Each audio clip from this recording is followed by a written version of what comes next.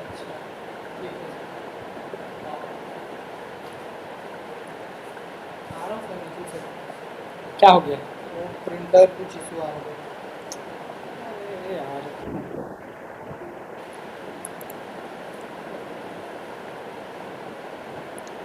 Sir कुछ बोलो। बोलिए।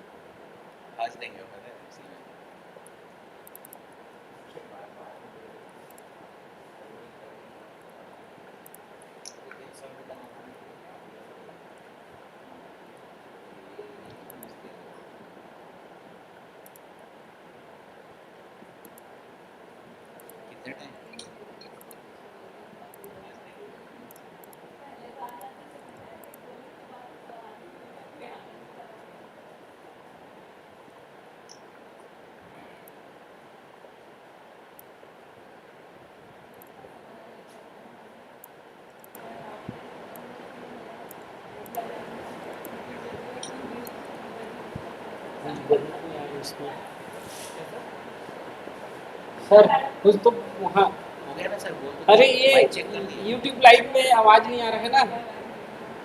एक बार और बोलो। कुछ बोलो। आप कुछ ऐसे मतलब आपका 5 दिन का कार्यक्रम है, ऐसा वैसा कुछ आप बोलते रहो ना। मतलब कुछ बोलते रहो, यहाँ आवाज आ रही है कि नहीं टेस्ट में।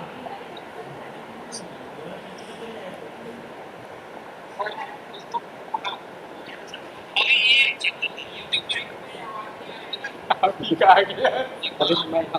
गया ना? लाइव है।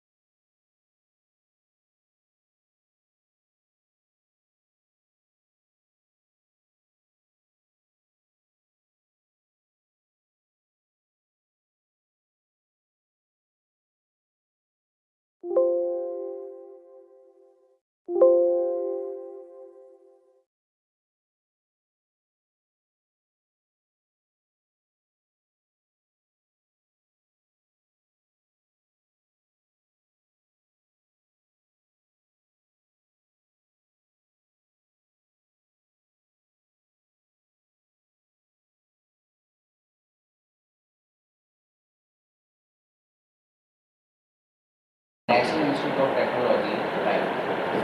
Sir has more than 13 years of experience. Sir is very active in research and publications in the area of the physics and other engineering topics. He has published various research articles in materials in electronics and many other fields in India. Sir has also received grant as principal investigator and co-PI from Technique 3.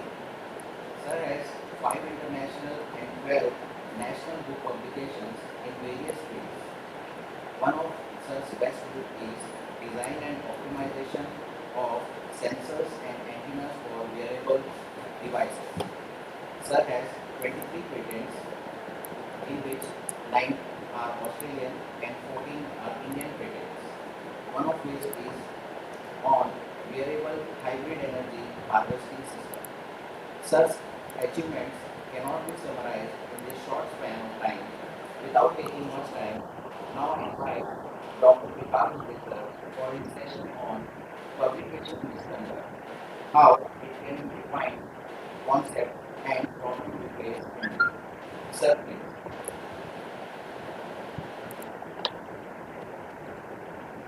Production. Good morning to all participants.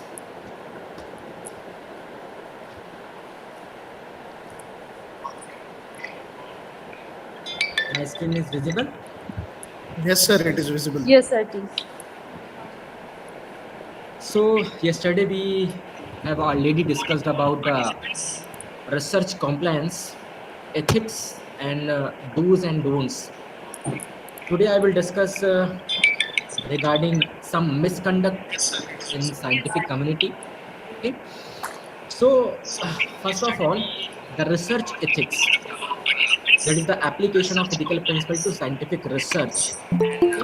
So phases of research, dimensions of research, and participants. कौन कौन सा phase जो है वो researchers follow करते हैं during their research career, what are the dimensions of research, क्या क्या डायमेंशंस हो सकते हैं, एंड द पार्टिसिपेंट्स, कौन पार्टिसिपेंट्स होते हैं, जस्ट लाइक ये रिसर्चर्स पार्टिसिपेंट्स हैं तो उसके अलावा जो है रिसर्च सब्जेक्ट भी उस कंटेंट में आएगा, and then public. So first phases of research, you can plan and design your research idea, then its implementations, reviewing of your research, then reporting research result. That is the phases of research. The dimensions of research, that is related to data collections, use, and its interpretations. Relationship among researchers, relationships between researchers and those that will be affected by their research. Suppose the research is related to human values, animal research, biomedical, biotechnology. Okay, so we can disclose all the things related to our research work. Reporting methods, which type of method you opt, responding the disputes or misconduct, that is an important dimension of research.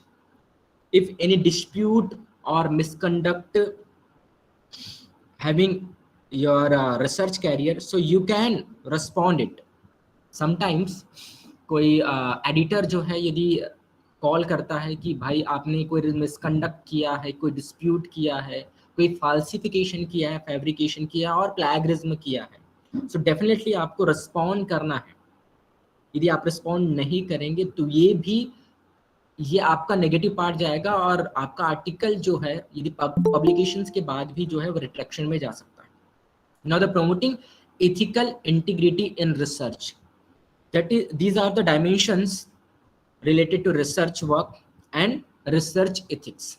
So last two is very important. Last two are very important. That is the responding to dispute or misconduct and promoting ethical integrity in research.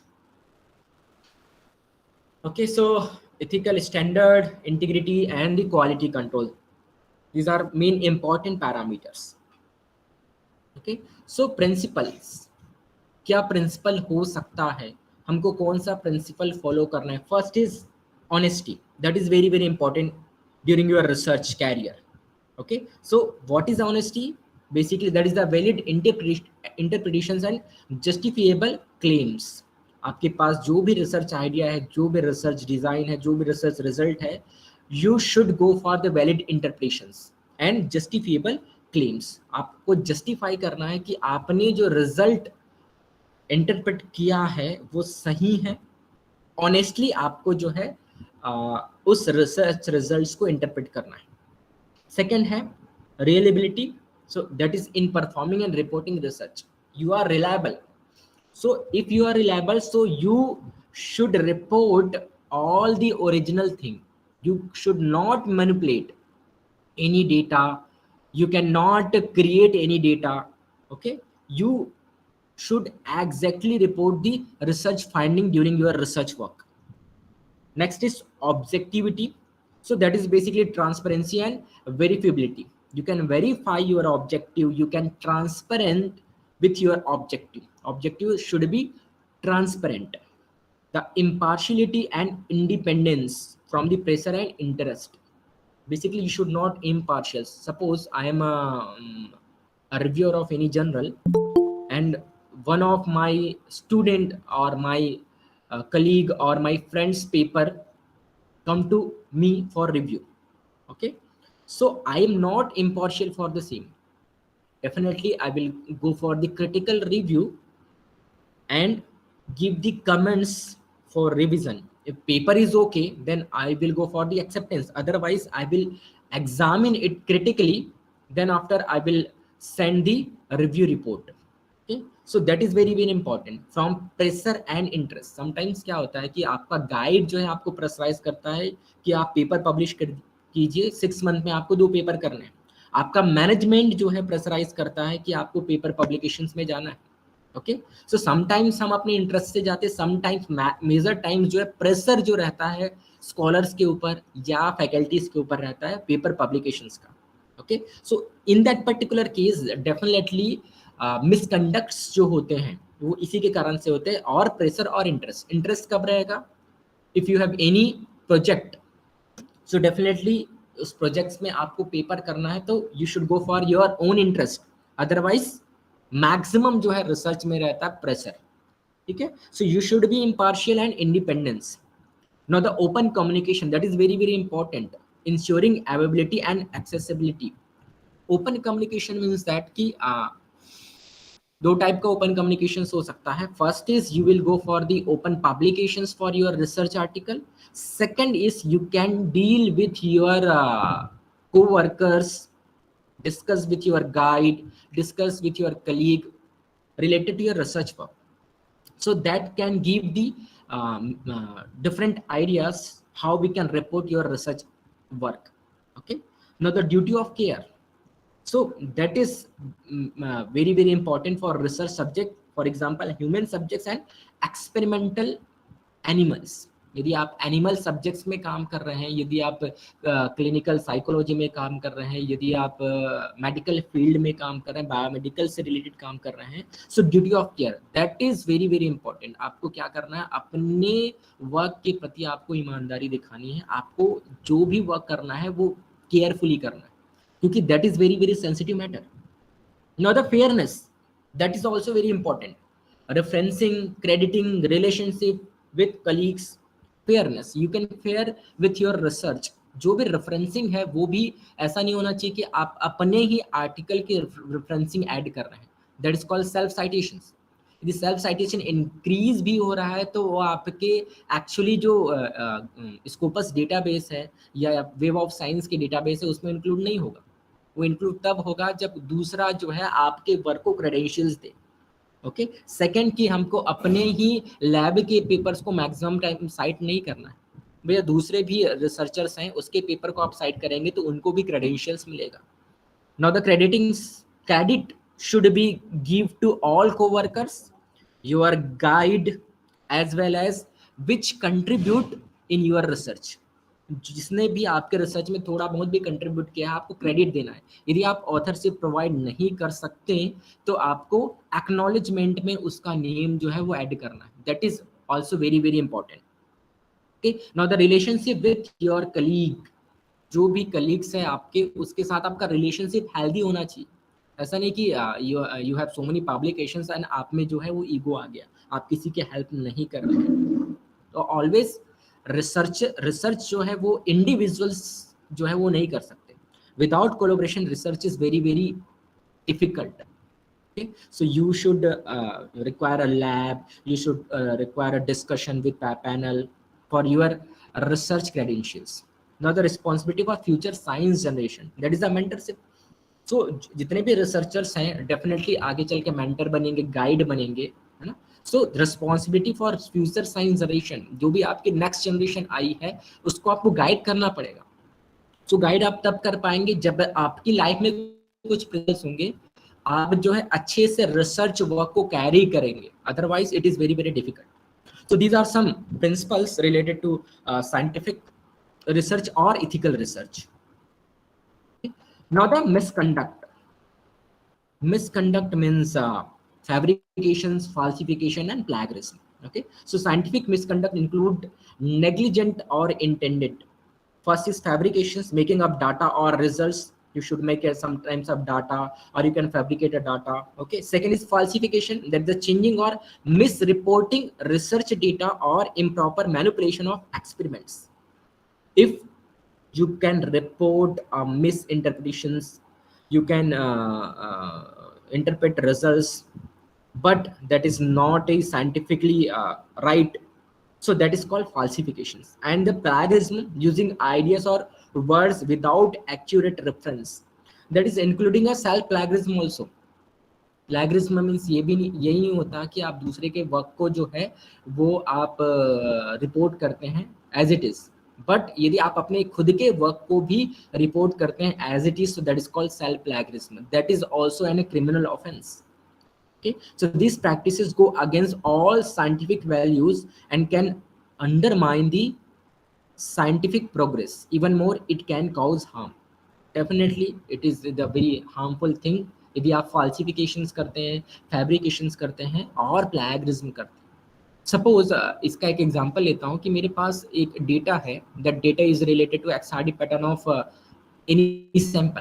यदि मैंने कोई work किया है that is related to structural analysis, material science का work है, और मेरे पास कोई एक डेटा है जो एक पर्टिकुलर मोल परसेंटेज के लिए, okay, so it should be a 1 mole percentage of particular doping ion, but I will communicate the paper to a particular journal. After that, reviewers comments generated and reviewer said you can report XRD pattern for all the concentration of sample. Suppose I have synthesized 7 samples and I will go to report a particular one concentration, that is the optimized concentration, but reviewers said that you will report all concentration of doping ion for XRD pattern.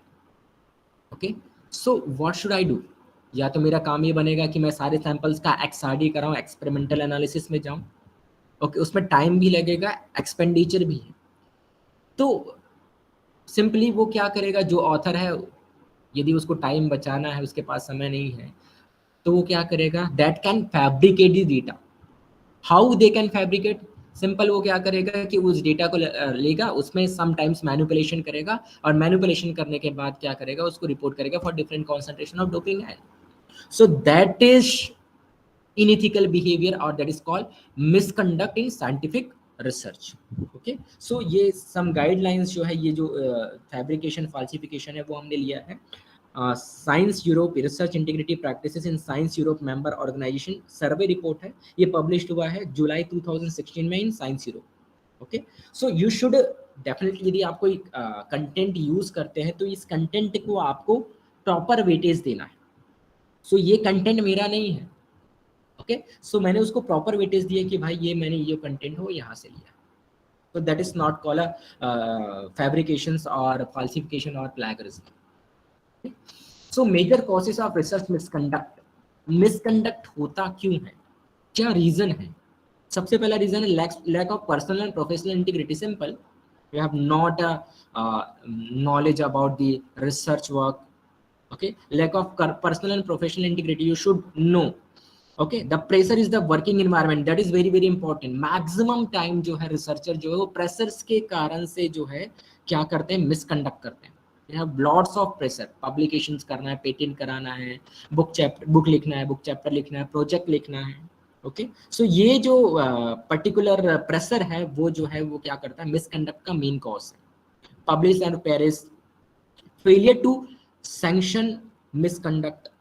Sometimes क्या होता है कि हमको ये पता नहीं रहता है कि हमने मिसकंडक्ट किया है एक्चुअली। कैसे? क्योंकि we have lack of knowledge in your our research subject. यदि आपने थोरोली एनालिसिस किया है, यदि आपने मोर देन 100 पेपर्स पढ़े हैं, तभी आप जो है अपने रिसर्च वर्क को जस्टिफाई कर सकते हैं। प्रीवियसली जो पब्लिश्ड है उस वर्क को आप जब एनालिसिस करेंगे, आप लिटरेचर रिव्यू करेंगे, तभी आप क्या कर सकते हैं, अपने वर्क को ओरिजिनली जस्टिफाई कर सकते हैं। अदरवाइज डेफिनेटली मिसकंडक्ट होगा।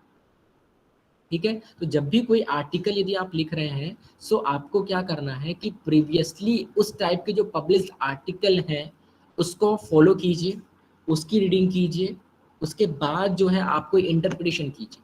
अदरवाइज डेफिनेटली मिसकंडक्ट होगा। और वी डोंट नो कि मिसकंडक्ट हुआ है because we have lack of knowledge. Is it clear? Okay, so some rules and regulation designed by the Committee of Publication Ethics. So the first is Code of Ethics, Values and General Principle. Okay, so कुछ rules and regulations जो है वो define किए गए हैं। First is Code of Ethics, क्या ethical है, क्या ethical नहीं है। So we can values and general principles, Code of Conduct. So that is the norms, rules, responsibilities, proper practices. That is the Code of Conduct. And code of practice and procedure, ये जो आपके code of ethics and code of conduct है वो definitely आपके procedure and practice में आना जरूरी है। यदि वो नहीं आता, सो आपके जितने भी code of conduct and code of ethics define किए गए हैं उसकी कोई वैल्यू नहीं रह जाती। Now next is a policy, that is the statement of intent, general concepts and responsibilities, that is very very important. And rule on procedures, आपको proper procedure को फॉलो करना है। जो भी आपने साइंटिफिक वर्क किया है, जो भी आप रिसर्च कर रहे हैं, that is related to your management, that is related to education, that is related to science, that is related to physics, chemistry, engineering. Okay, कुछ भी हो सकता है। तो उसके लिए जो प्रोसीजर जो डिसाइडेड है, उस प्रोसीजर को आपको प्रॉपर फॉलो करना है। If you can not follow, so definitely scientific misconduct होगा। Okay, so Singapore Statement on Research Integrity in 2010, Global Guide to the Responsible Conduct of Research. So what are the responsibilities? क्या क्या responsibilities दी गई है, यहाँ इसका link दिया गया है। ये पीपीटी में शेयर करूंगा, आप लोग इसको फॉलो कर सकते हैं क्योंकि ये पीपीटी बहुत इंपॉर्टेंट है for related to research and publication ethics. Okay, so responsibilities, first is integrity, जो हमने कल रिसर्च इंटीग्रिटी के बारे में डिस्कस किया था। Adherence to the regulations, research methods, research records, research findings, authorship, that is very very important. Publication acknowledgement, peer review, conflict of interest, public communication, reporting irresponsible research practices, responding to irresponsible research practices, research environment and societal consideration.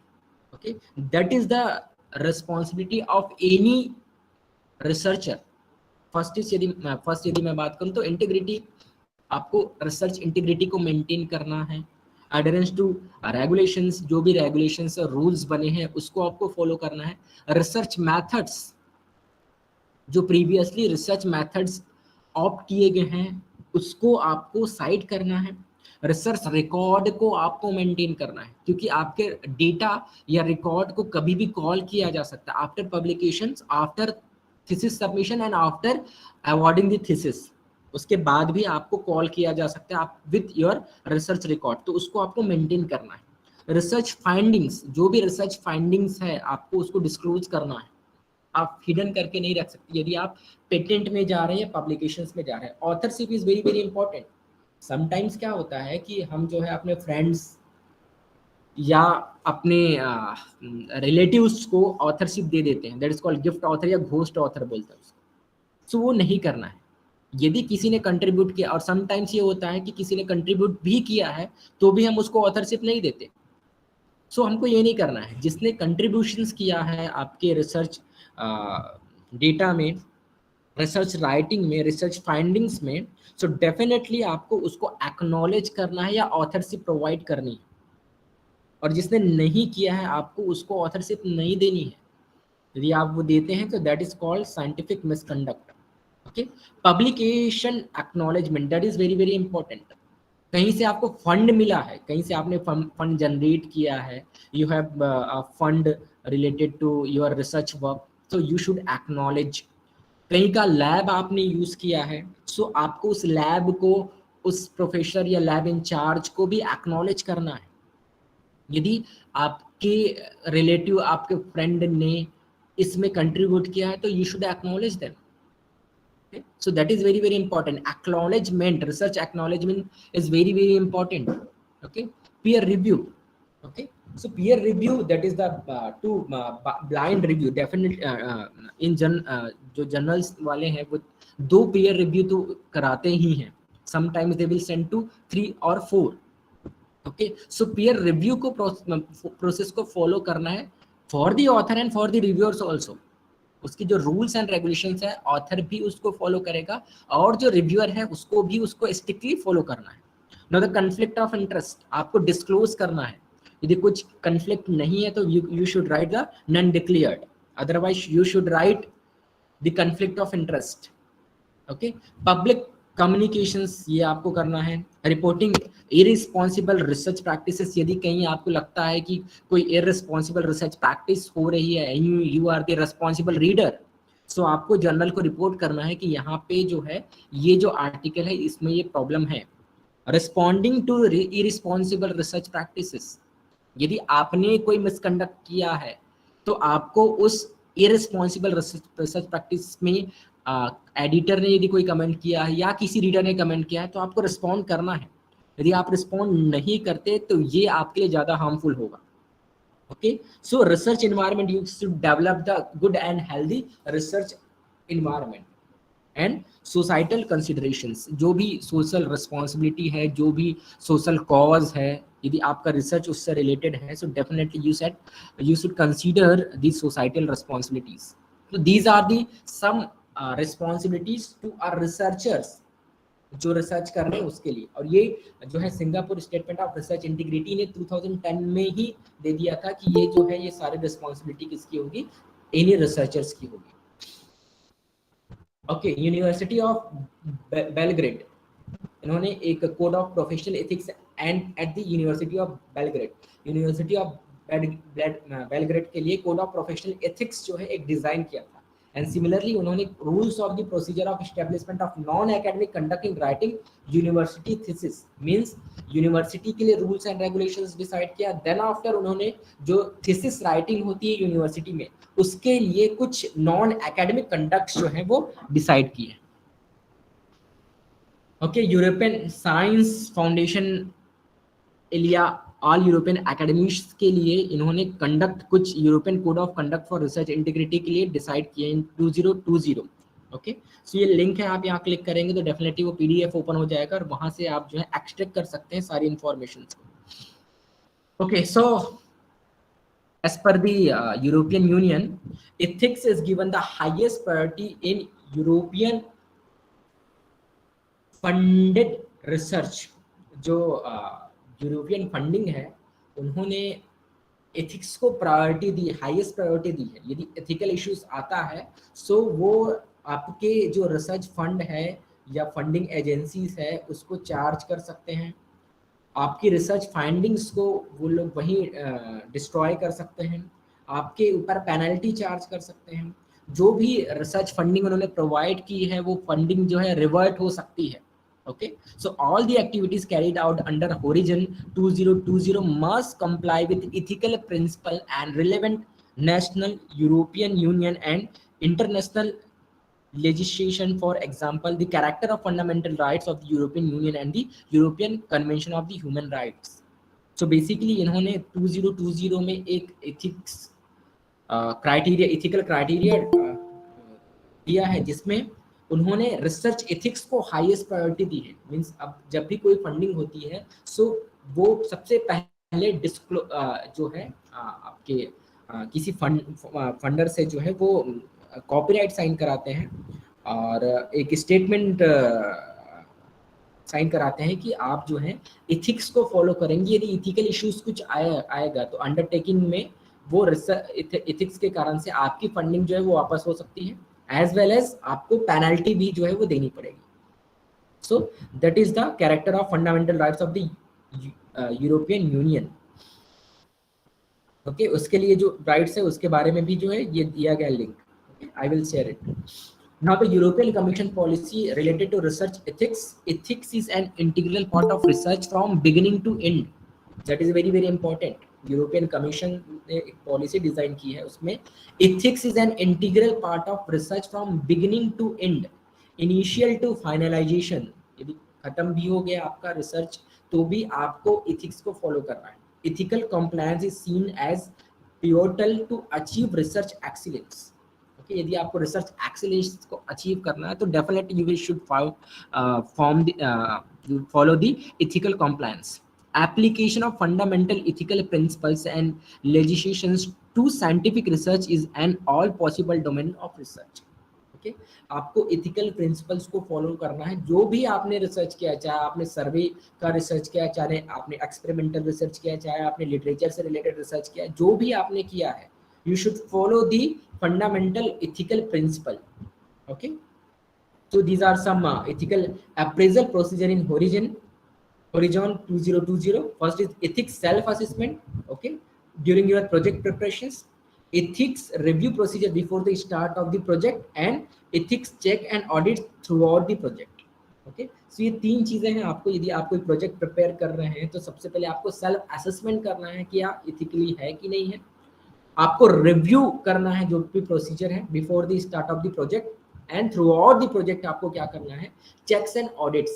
आपको check करना है कि आपने क्या research ethics को follow किया है, और आपको सर्टेन ऑडिट्स भी कराने हैं related to research and publication ethics. So यदि आप इस प्रोसीजर को फॉलो करते हैं तो डेफिनेटली रिसर्च मिसकंडक्ट नहीं होगा। Okay, so what are the ethical issues during the European Commission policy? कौन कौन से रिसर्च एथिक्स आ सकते हैं या एथिकल इश्यूज आ सकते हैं? First is the involvement of childrens, patients and vulnerable populations. Second is the use of the human embryonic stem cell, privacy and data protection issues, research in animal and non human primates, misuse of any data, impact on the environment, and the avoidance of the any breach of research integrity, just like fabrication, falsification, plagiarism and other research misconduct. Okay, so ये ethical issues आते हैं। यदि आप children patient से related work कर रहे हैं तो आपको डिस्क्लोज करना है कि क्या उसमें इन्वॉल्वमेंट है, क्या उनको हार्मफुल है इस चीज़ से। यदि आप ह्यूमन स्टेम सेल से रिलेटेड वर्क कर रहे हैं तो डेफिनेटली आपको डिस्क्लोज करना पड़ेगा कि आप क्या रिसर्च कर रहे हैं। Privacy and data protection issues, यदि कोई डेटा है तो how you should protect. Last time I have reviewed one Swiss project. उस स्विस प्रोजेक्ट में सारी चीज़ें जो हैं वो इम्पोर्टेंट थी कि आप डेटा को कहाँ स्टोर करेंगे, डेटा कहाँ प्रोटेक्ट करेंगे। सो मैंने उसको रिव्यू किया तो उन्होंने सारी चीज़ें डिस्क्लोज की थी कि मैं एक गूगल ड्राइव में इसको स्टोर करके रखूँगा, देन आफ्टर मैं सिस्टम में इसको स्टोर करके रखूँगा, सम पेन ड्राइव्स में, मेल में। ओके, सो आपको ये कोई भी यदि आप आज की डेट में फॉरेन फंडिंग के लिए यदि अप्लाई करते हैं तो डेफिनेटली यू शुड डिस्क्लोज कि आप जो है डेटा को कैसे प्रोटेक्ट करेंगे। That is the major issue. Research and animal और नॉन ह्यूमन प्राइमेट्स, तो बेसिकली इसको आपको क्या करना है, इस चीज़ को भी आपको डिस्क्लोज करना है। मिसयूज ऑफ एनी डेटा, यदि कुछ डेटा का मिसयूज हो रहा है तो उसको आपको डिस्क्लोज करना है। एनवायरनमेंट पे क्या इफेक्ट होगा या क्या इम्पैक्ट होगा आपके डेटा को, यदि आप इन्वायरमेंट को हार्म कर रहे हैं, यदि आप इन्वायरमेंट फील्ड से रिलेटेड रिसर्च कर रहे हैं, यदि आप क्रोमियम से रिलेटेड रिसर्च कर रहे हैं, यदि आप रेयर अर्थ या आप न्यूक्लियर फिजिक्स से रिलेटेड रिसर्च कर रहे हैं, तो डेफिनेटली आपको ये बताना पड़ेगा कि वो इन्वायरमेंट पे क्या इम्पैक्ट डालेगा, क्या इफेक्ट डालेगा, और आप कैसे उसको प्रोटेक्ट कर सकते हैं, और कौन कौन से सेफ्टी प्रिकॉशंस जो है आप ले रहे हैं, आपको डिस्क्लोज करना पड़ेगा। That is very very important. Okay, so some national institute of health ने जो है वो पॉलिसीज जो है वो डिसाइड की है। The office of the research integrity इसके लिए भी है, नेशनल साइंस फाउंडेशन से ने भी दिया है, यूनिवर्सिटी ऑफ ऑक्सफोर्ड सो ये बहुत सारी गाइडलाइंस ऑलरेडी जो है वो दी गई है related to research and publication ethics, कि आपको इथिकल रिसर्च कैसे करना है। सो ये लिंक है, मैं शेयर करूंगा पीपीटी, तो आप you should read it. Now the committee on publication ethics, जिसको बोलते हैं COPE, copay, committee on publication ethics. So that is the best practice in the ethics of scholarly publishing. यदि आप बुक पब्लिश कर रहे हैं, पेपर पब्लिश कर रहे हैं, बुक चैप्टर पब्लिश कर रहे हैं, रिव्यू आर्टिकल पब्लिश कर रहे हैं, लेटर पब्लिश कर रहे हैं, you will go for the short communications, you will go for the full length article. Okay, so you should follow the committee on publication ethics guideline.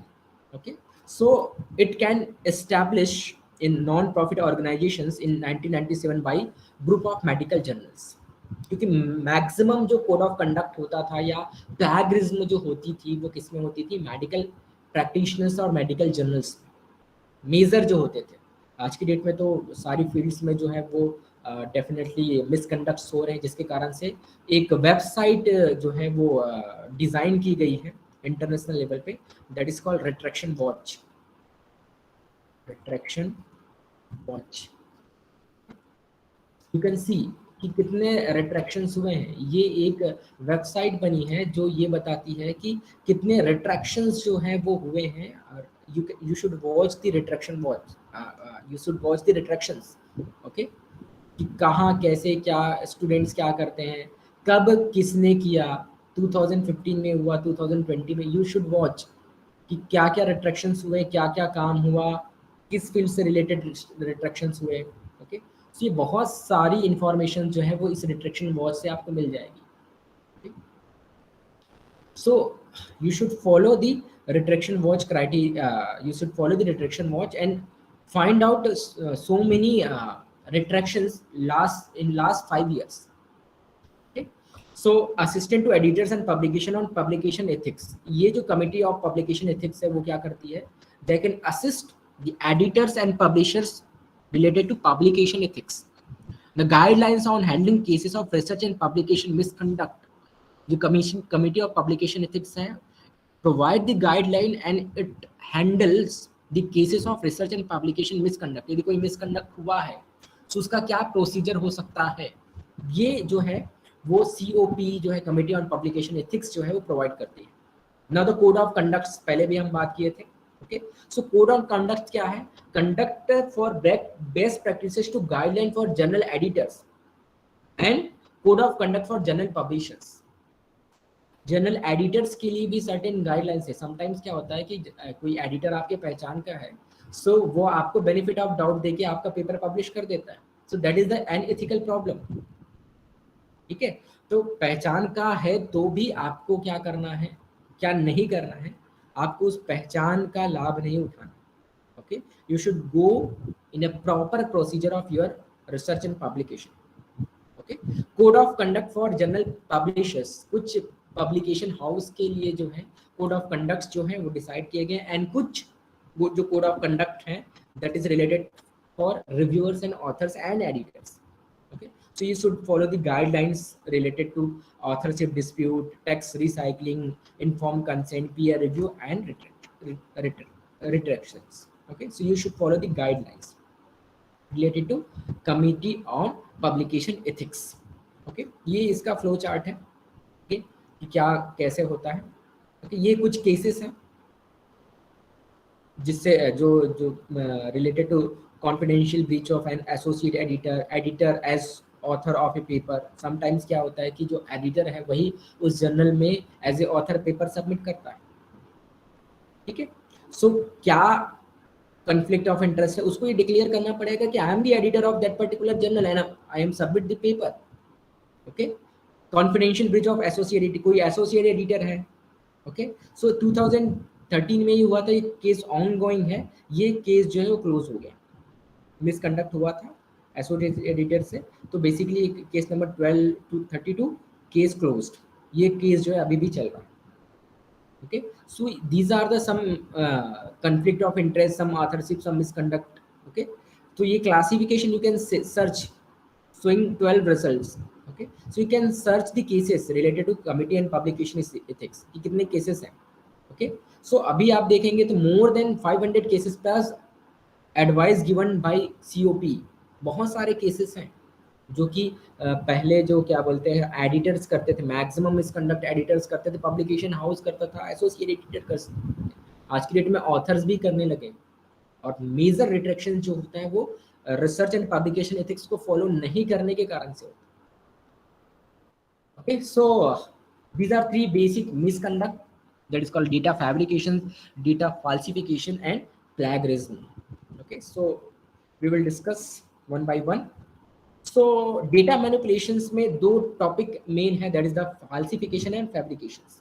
Okay, so what is falsification? It's nothing. It's a changing or omission of research results or data to support claims, hypotheses, other data, etc. Okay, if you can change or omit any research data, जैसे मैंने कल example दिया था कि मुझे एक linear relation मिलना चाहिए बट लीनियर रिलेशन नहीं मिल रहा है, तो मैंने क्या उसमें एक फिटिंग लगा दी और कुछ पॉइंट्स को मैंने ओमिट कर दिया। So that is called basically falsifications. Okay, manipulation of research instrumentation materials on और प्रोसेस। समटाइम्स क्या करते हैं हम लोग, इंस्ट्रूमेंटेशन जो भी हमने इंस्ट्रूमेंट लिया है, जैसे इन मटेरियल साइंस दो टाइप के टीएम जो है बेसिकली रिकॉर्ड होते हैं। First is called the transmission electron microscopy in particle size और इमेज उसकी सरफेस मॉर्फोलॉजी को डिटरमाइन करने के लिए। Second is the HRTM, high resolution transmission electron microscopy.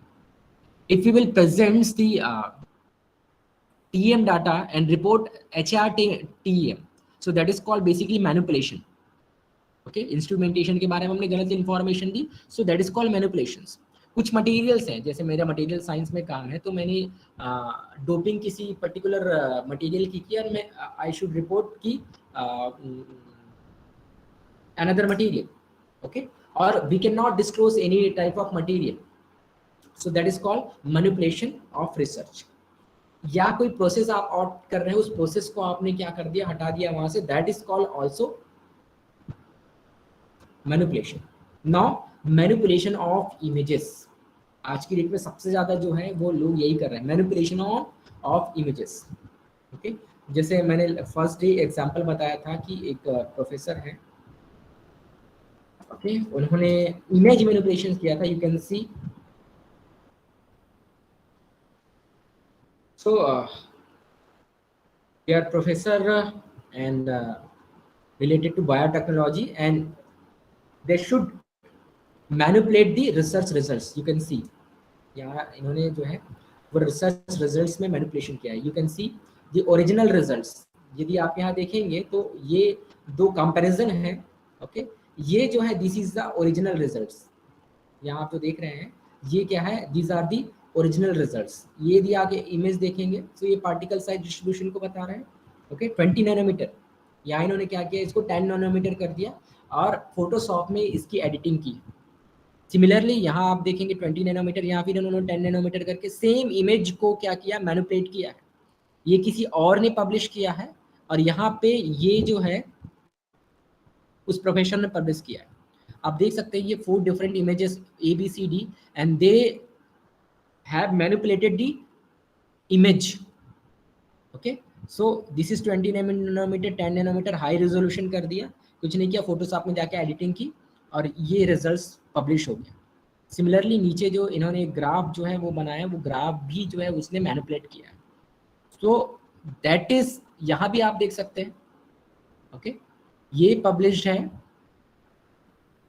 2015 में, ये पब्लिश्ड है 2014 में, and both are same. Basically you can see both are same, but इन्होंने क्या किया, इसमें कुछ मैनिपुलेशन किया है। सो इसके कारण से इनके आर्टिकल्स जो है वो रिट्रैक्ट हो गए। जैसे ये जो इमेज है ना, ये इमेज में इन्होंने मैनिपुलेशन किया, ओके, थ्रू फोटोशॉप। तो ये इनके 1 2 3 4 5 जो आर्टिकल्स हैं इनके रिट्रैक्ट हो गया और they have very high impact factor. एक अमेरिकन केमिकल सोसाइटी का है, दूसरा जो है RSC royal society of chemistry का है, एंड तीसरा is Elsevier publication house. So ये आर्टिकल्स जो है उनके रिट्रैक्ट हो गए due to because of image duplications और image manipulation. You can see यहाँ भी इन्होंने क्या किया है, इमेज डुप्लीकेशंस किया, इमेज मैनिपुलेशंस किया है। ओके, सो मैक्सिमम जो है ये केसेस जो है वो मिल रहे हैं। यहाँ भी आप देख सकते हैं, यहाँ इन्होंने इमेज डुप्लीकेशन किया है, इमेज मैनिपुलेशन किया है। Is it clear? Okay, so the image manipulations that is related to data manipulation or falsification. Now what is fabrication? It's nothing, construction, inventing and or addition of a data that have never occurred in the research process. कुछ ऐसे data जो कि आपके research process में involve नहीं है, फिर भी आपने इम्पैक्ट देने के लिए उस डेटा को कंस्ट्रक्ट किया है, that is called fabrication, means construction of any data. If you will construct any data, so that is called fabrications. So you should not construct any data, that is data manipulations or that is misconduct in scientific research. Claims made based on incomplete data. Sometimes क्या होता है कि मेरे पास कुछ incomplete data है और उस incomplete data के basis पे मैं claim कर रहा हूँ, so that is called also fabrications और manipulation. तो ये आपको नहीं करना है. आपके पास जब कंप्लीट डेटा हो, just like for example I have synthesise phosphor in a 7 different concentration, but I have reported only 3, so that is incomplete. मुझे क्या करना चाहिए, उस सातों को रिपोर्ट करना चाहिए, बट मैंने सिर्फ 3 को ही रिपोर्ट किया है, so that is incomplete data. और उसके बेसिस में मैं क्लेम भी कर रहा हूँ कि जो रिजल्ट्स हैं वो मेरी फाइंडिंग्स जो है वो ऑथेंटिक है, so that is called fabrications. Okay, so one of the cause positive result bias, file drafter effect, one of the result in producible data. Sometimes ये होता है कि we are biasing related to our results. हमको क्या मिलता है, sometimes we should go for the positive results. Research में ऐसा नहीं है कि हमेशा आपको पॉजिटिव रिजल्ट्स मिले, जो ट्रेंड मिल रहा है वही ट्रेंड मिले, ऐसा कोई ज़रूरी नहीं है. लेकिन हम क्या करते हैं कि उस ट्रेंड को फॉलो करने के चक्कर में जो है हम क्या करते हैं, फ्रॉड करते हैं या मिसकंडक्ट करते हैं.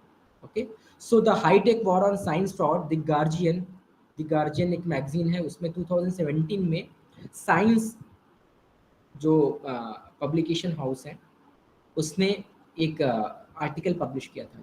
You should follow that particular article and you should read it. Okay, तो what is plagiarism? That is basically, वैसे तो ऑल जो मिसकंडक्ट है वो क्रिमिनल ऑफेंस है, but plagiarism is also very serious criminal offence. Plagiarism is nothing, it's a just like आप बोल सकते हैं कि ये चोरी है. ओके, प्लैगरिज्म क्या है, ये कुछ नहीं है, ये चोरी है. आप क्या कर रहे हैं, दूसरे के डेटा को चुरा रहे हैं या खुद के डेटा को चुरा रहे हैं, तो भी वो चोरी ही कहलाएगी. Okay, so what is plagiarism? Assuming another's idea, word or other creative expression as one's own. So that is called plagiarism. A clear violation of scientific ethics may also involve a violation of copyright law punishable by legal action. Okay? So plagiarism मैं बार बार कहता हूँ, it's a criminal offense. So हमको plagiarism तो कभी नहीं करना. अभी plagiarism कब करता है, जब उसको ये पता नहीं रहता कि एक्चुअली वो क्या वर्क कर रहा है, जब उसको लगता है कि जब वो दूसरे के वर्क से इन्फ्लुएंस हो जाता है तब वो प्लैगरिज्म करता है. सिंपल फंडा है, यदि आपको रिसर्च करना है तो आप जो है दूसरे को आर्टिकल को उतना ही फॉलो कीजिए जितनी उसमें जान हो, जितना उसमें कंटेंट आपके लिए फायदेमंद हो. ओके, आप उसको एज इट इज फॉलो मत कीजिए. सबसे पहले आप अपना खुद का पेपर ड्राफ्ट कीजिए. पेपर ड्राफ्ट करने के बाद आप देखिए कि उस पेपर में, दूसरे पेपर में क्या क्या चीजें मिल रही हैं, and you should follow that particular article after drafting your research paper. यदि आप रिसर्च पेपर से पहले इन्फ्लुएंस में आ जाएंगे तो डेफिनेटली क्या होगा कि आप प्लैगरिज्म करेंगे. ये मैक्सिमम ऑथर्स के साथ और रिसर्चर्स के साथ होता है, क्योंकि उसको इजीली कंटेंट मिल जाता है. कंटेंट मिलता है तो इजी हो जाता है पेपर राइटिंग. सो ये प्लैगरिज्म होता ही है. Okay, so plagiarism include the following. क्या क्या? Word for word, word to word copy or almost word for word copying or purposely paraphrasing portion of another author's work without clearly indication the source of marking the copied fragment, for example using quotation mark. Okay, means that word to word आप copy कर रहे हैं, paraphrasing कर रहे हैं, rearrange कर रहे हैं, tense and change कर रहे हैं. Okay, so that is called plagiarism. copying equation, figure or table from someone else's paper without properly citing the source and or without proper permission for the original author or the copyright holder. Okay यदि कोई equations है, कोई figures है, कोई tables है या someone else paper है, हम उसको यदि इवन योर ओन पेपर, यदि आप अपने आपका प्रीवियसली पब्लिश पेपर है, उस प्रीवियसली पब्लिश पेपर से आप यदि कोई कंटेंट लेना चाह रहे हैं तो भी आपको कॉपीराइट होल्डर कौन होगा? Your publication house. यदि आपने सब्सक्रिप्शन बेस्ड में गए, यदि ओपन एक्सेस है तो you are the copyright holder, but यदि आप सब्सक्रिप्शन में गए हैं तो डेफिनेटली दी पब्लिकेशन हाउस और journal is copyright holder. So वहां आपको क्या करना पड़ेगा? उस कॉपीराइट होल्डर से परमिशन लेना पड़ेगा, चाहे आप इक्वेशन यूज कर रहे हो, चाहे आप फिगर यूज कर रहे हो, चाहे आप टेबल यूज कर रहे हो। Okay, so that is very very important part. ठीक है, so how we can take permissions for the copyright holder? तो सिंपल है, यहाँ पे यदि एक पेपर है, दिस इज माय पेपर, इस पेपर से मैं कुछ कंटेंट यूज करना चाह रहा हूँ। ओके, जस्ट लाइक इस पेपर में एक इमेज बहुत इंटरेस्टिंग इंपॉर्टेंट इमेज है, यू कैन सी ये इमेज जो है वो बहुत इंपॉर्टेंट इंटरेस्टिंग इमेज है। ओके, सो इस इमेज को मैं कॉपी करना चाह रहा हूँ, दूसरे आर्टिकल में यूज करना चाह रहा हूँ। सो मुझे क्या करना पड़ेगा? सो सबसे पहले ये देखना पड़ेगा कि हाँ, that is image number 2AB and 3AB। Okay, so मुझे क्या करना पड़ेगा? यहाँ से परमिशन लेना पड़ेगा। कहाँ से? जर्नल से। जर्नल से मुझे परमिशन लेना पड़ेगा कि मैं इस इमेज को कॉपी करना चाहता हूँ, भले ये मेरा article, I am the principal author and I am the corresponding author. Okay, but I will take permission. तो यहाँ पे ये जो ऑप्शन दिया है, get rights and content, you should go the get rights and content. यहाँ आप जैसे ही क्लिक करेंगे, you switch to another web page that is called copyright clearance center. Okay, that is CCC, that is rights link, it's called copyright clearance center. Okay, so welcome to rights link. Elsevier has partnered with copyright clearance centers rights service to offer variety of option for reusing this content. Okay, so इस particular paper का मैं content use करना चाहता हूँ, तो I would like to, क्या मैं क्या यूज करना चाहता हूँ या कहाँ यूज करना चाहता हूँ? So I would like to reuse in my another journal, दूसरे जर्नल में पेपर सेंड कर रहा हूँ, तो I reuse in a journal magazine. Okay, so I am what I am pharmaceutical company, medical educational, commercial, academic educational institute. तो definitely I am the academic educational institute. So मैं click करूंगा कि मैं उस पर्टिकुलर इंस्टीट्यूट से, non profit institute से belong करता हूँ। The intending publisher of new work, कौन से पब्लिकेशन हाउस में मैं कम्युनिकेट करना चाहता हूँ अपना article? AIP, there are so many. यदि एल्सेवियर में आप करना चाहते हैं तो you should click Elsevier. Okay, I would like to use what? Full article, figures and tables. तो मैंने कहा जैसे कि मुझे यूज करना है figures, so I would like to select the figure और table. Okay, so my number of figures, table, illustration, it's a 2. Okay, my format is both print and electronic, मैं दोनों में यूज करना चाहता हूँ। I am the author of the journal, yes, I am the author of the journal. I will be translating, no, I will not translating it because it's an image. My currency, यदि आप author नहीं हैं तो definitely आपको charge करेगा, यदि आप author हैं तो ये क्या करेगा? 0 चार्ज करेगा। Okay, so now you should continue. जैसे आप कंटिन्यू करते हैं, यहाँ पे एक कॉपीराइट क्लियरेंस सेंटर का लॉगिन डिटेल आता है, सो यू शुड रजिस्टर इट। यदि आप नहीं हैं इसमें तो आप इसमें रजिस्टर कर सकते हैं। यदि आप हैं तो यहाँ अपना लॉगिन डिटेल डालेंगे और आप पहुँच जाएंगे कॉपीराइट क्लियरेंस सेंटर में। वहाँ कुछ परमिशंस लॉग में आप लोग जो है वो साइन करेंगे, देन आफ्टर आपको परमिशन मिल जाएगी। ओके, सो यदि मुझे अपने पेपर का भी यूज करना है, so I will go for the copyright clearance centre and from permission from the copyright holder. That is very very important. यदि मैं प्रॉपर परमिशन के थ्रू जाता हूं तो that is not called plagiarism. Okay, now next is the self plagiarism, that is also an criminal offence. आप जैसे मैंने कहा कि ये जो मेरा पेपर है उसका कंटेंट मैं यूज करना चाहता हूँ, सो उस कंटेंट को मैं ऐसे यूज नहीं कर सकता। मुझे प्रॉपर परमिशन चाहिए होगी। ओके, सो सेल्फ प्लैगरिज्म क्या, कि अपने ही पेपर के कुछ कंटेंट को यूज करना, that is called self plagiarism without permission, without citation. Okay, यदि आप जो है उसको यूज करना चाहते हैं तो विद परमिशन यूज कर सकते हैं, दैट इज नॉट कॉल्ड चोरी। ओके, लेकिन यदि आप विदाउट परमिशन यूज कर रहे हैं तो that is definitely called plagiarism. Okay, so when author reuse their own previously written work or data in a new written product without letting the reader know that the material has appeared elsewhere. Okay, ये material पहले से कहीं publish है, ये आप disclose नहीं कर रहे हैं, और आप अपने आर्टिकल, नए आर्टिकल में अपने पुराने पब्लिश डेटा को इंक्लूड करें, that is called self plagiarism. okay, so republishing the same paper that is published elsewhere without notifying the reader or not publication of the journal, that is called duplicate publication. Now, the publishing a significant study as a small study to increase the number of publication rather than publishing one large study, so that is also called plagiarism, or that is called salami publication. Okay, this is called salami publication or slicing of publication. Okay, reusing portion of previously written, published or unpublished text, that is also called self plagiarism.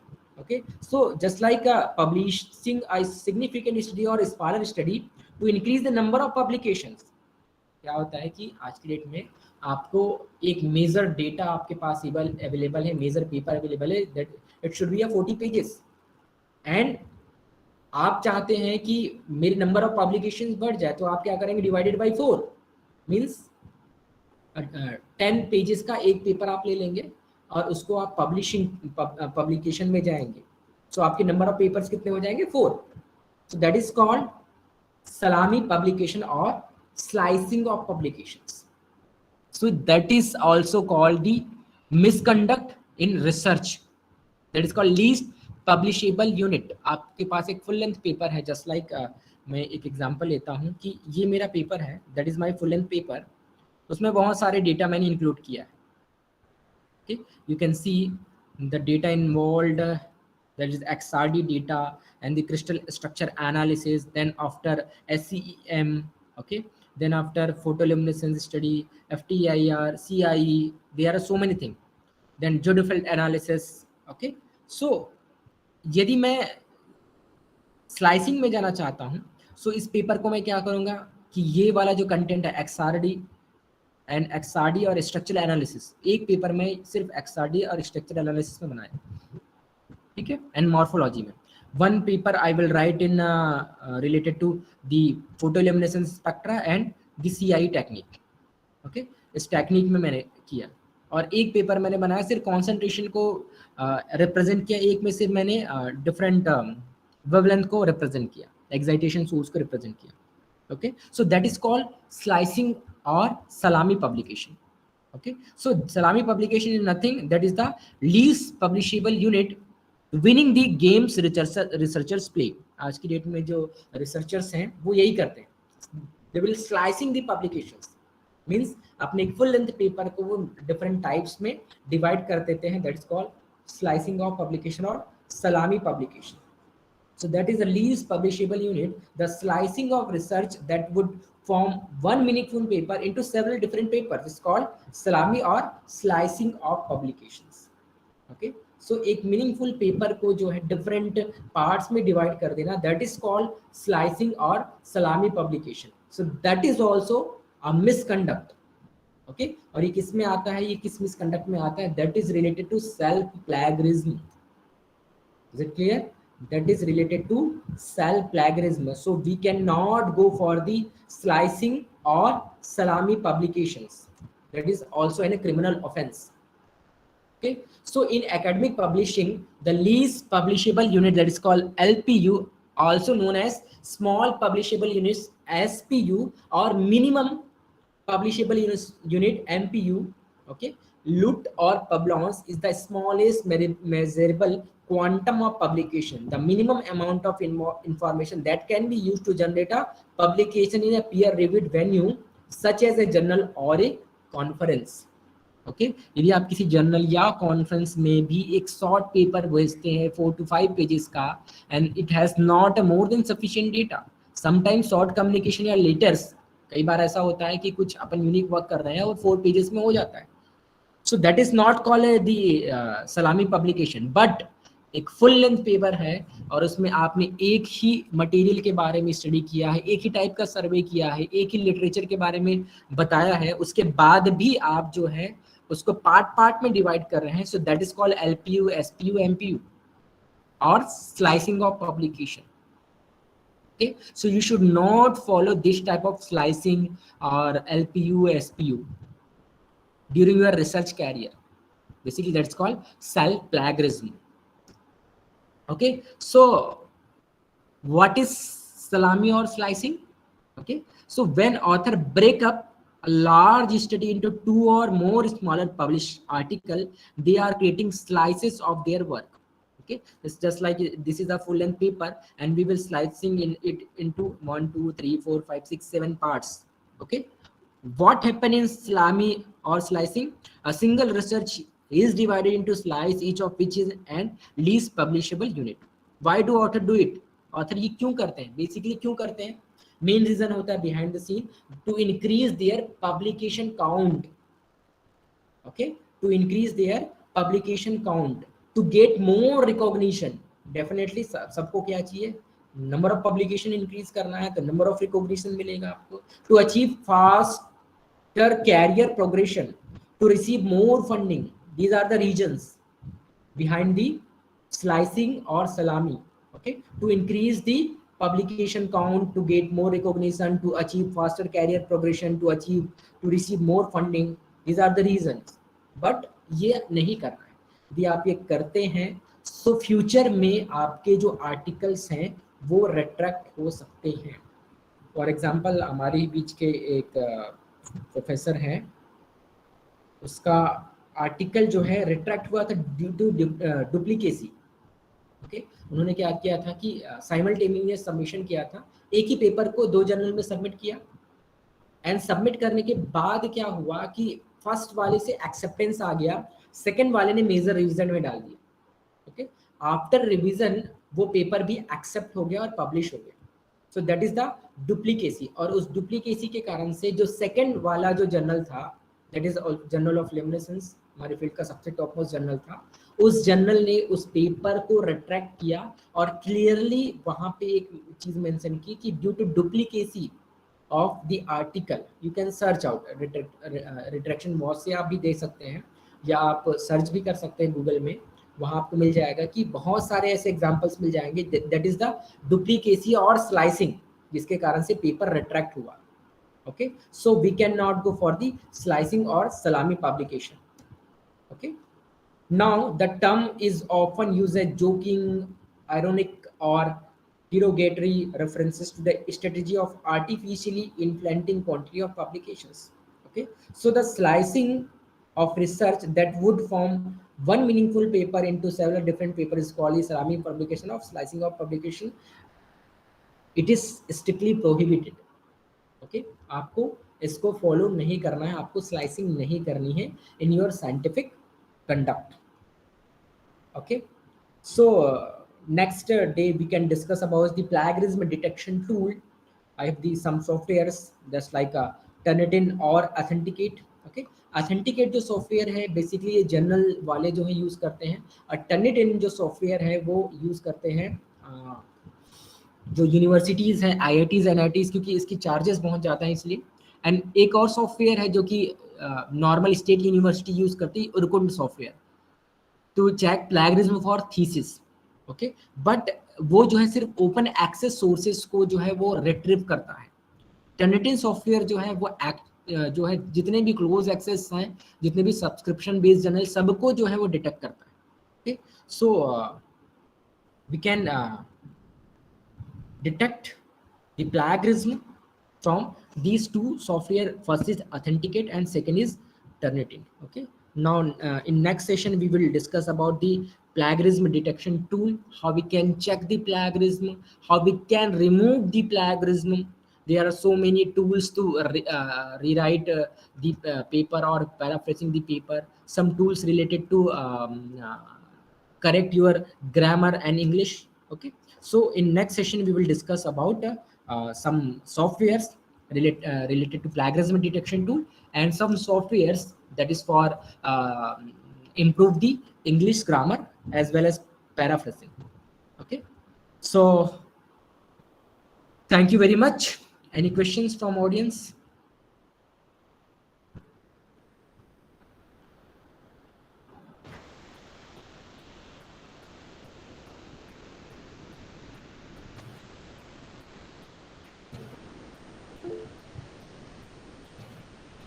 Thank you, sir. Any questions from our attendees, researchers? You can kindly switch on your mic and go through the queries if you have any. Any questions? Okay, so shall we wind up this session?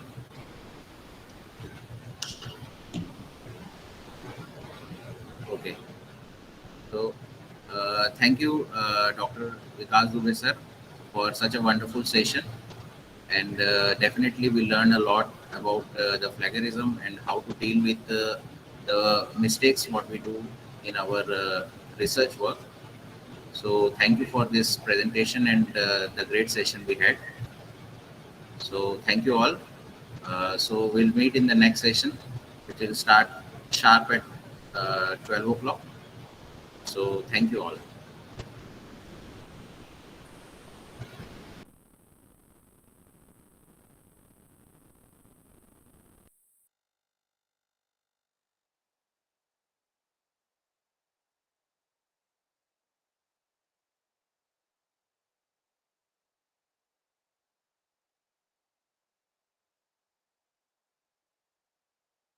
Speaker is Dr. Khwaja Mohiddin sir.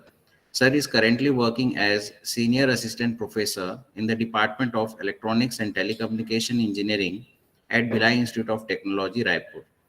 Sir is also taking care of training and placement work as Dean in BIT Raipur. Sir has been awarded PhD in the year 2020 from Geetam University, Vishakhapatnam, Andhra Pradesh, India. Sir has more than 13 years of teaching experience. Sir is very active in research and publications in the area of electronics and telecommunication.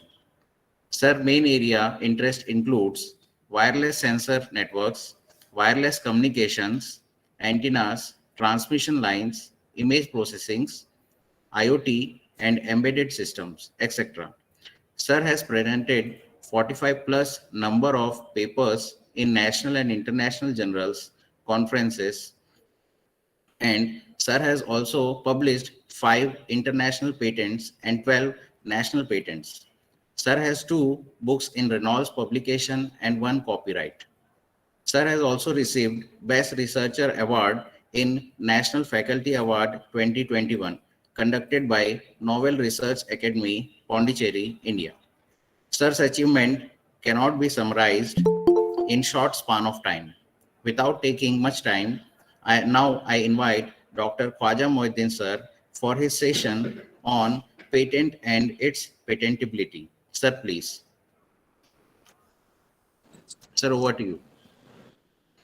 Thank you, Professor Anand Babu, for giving a short and a brief intro about my profession and my career. Thank you so much, my dear participants. It's an honor to me to have as one of the keynote in this FDP. Let me share the screen and proceed ahead with the presentation.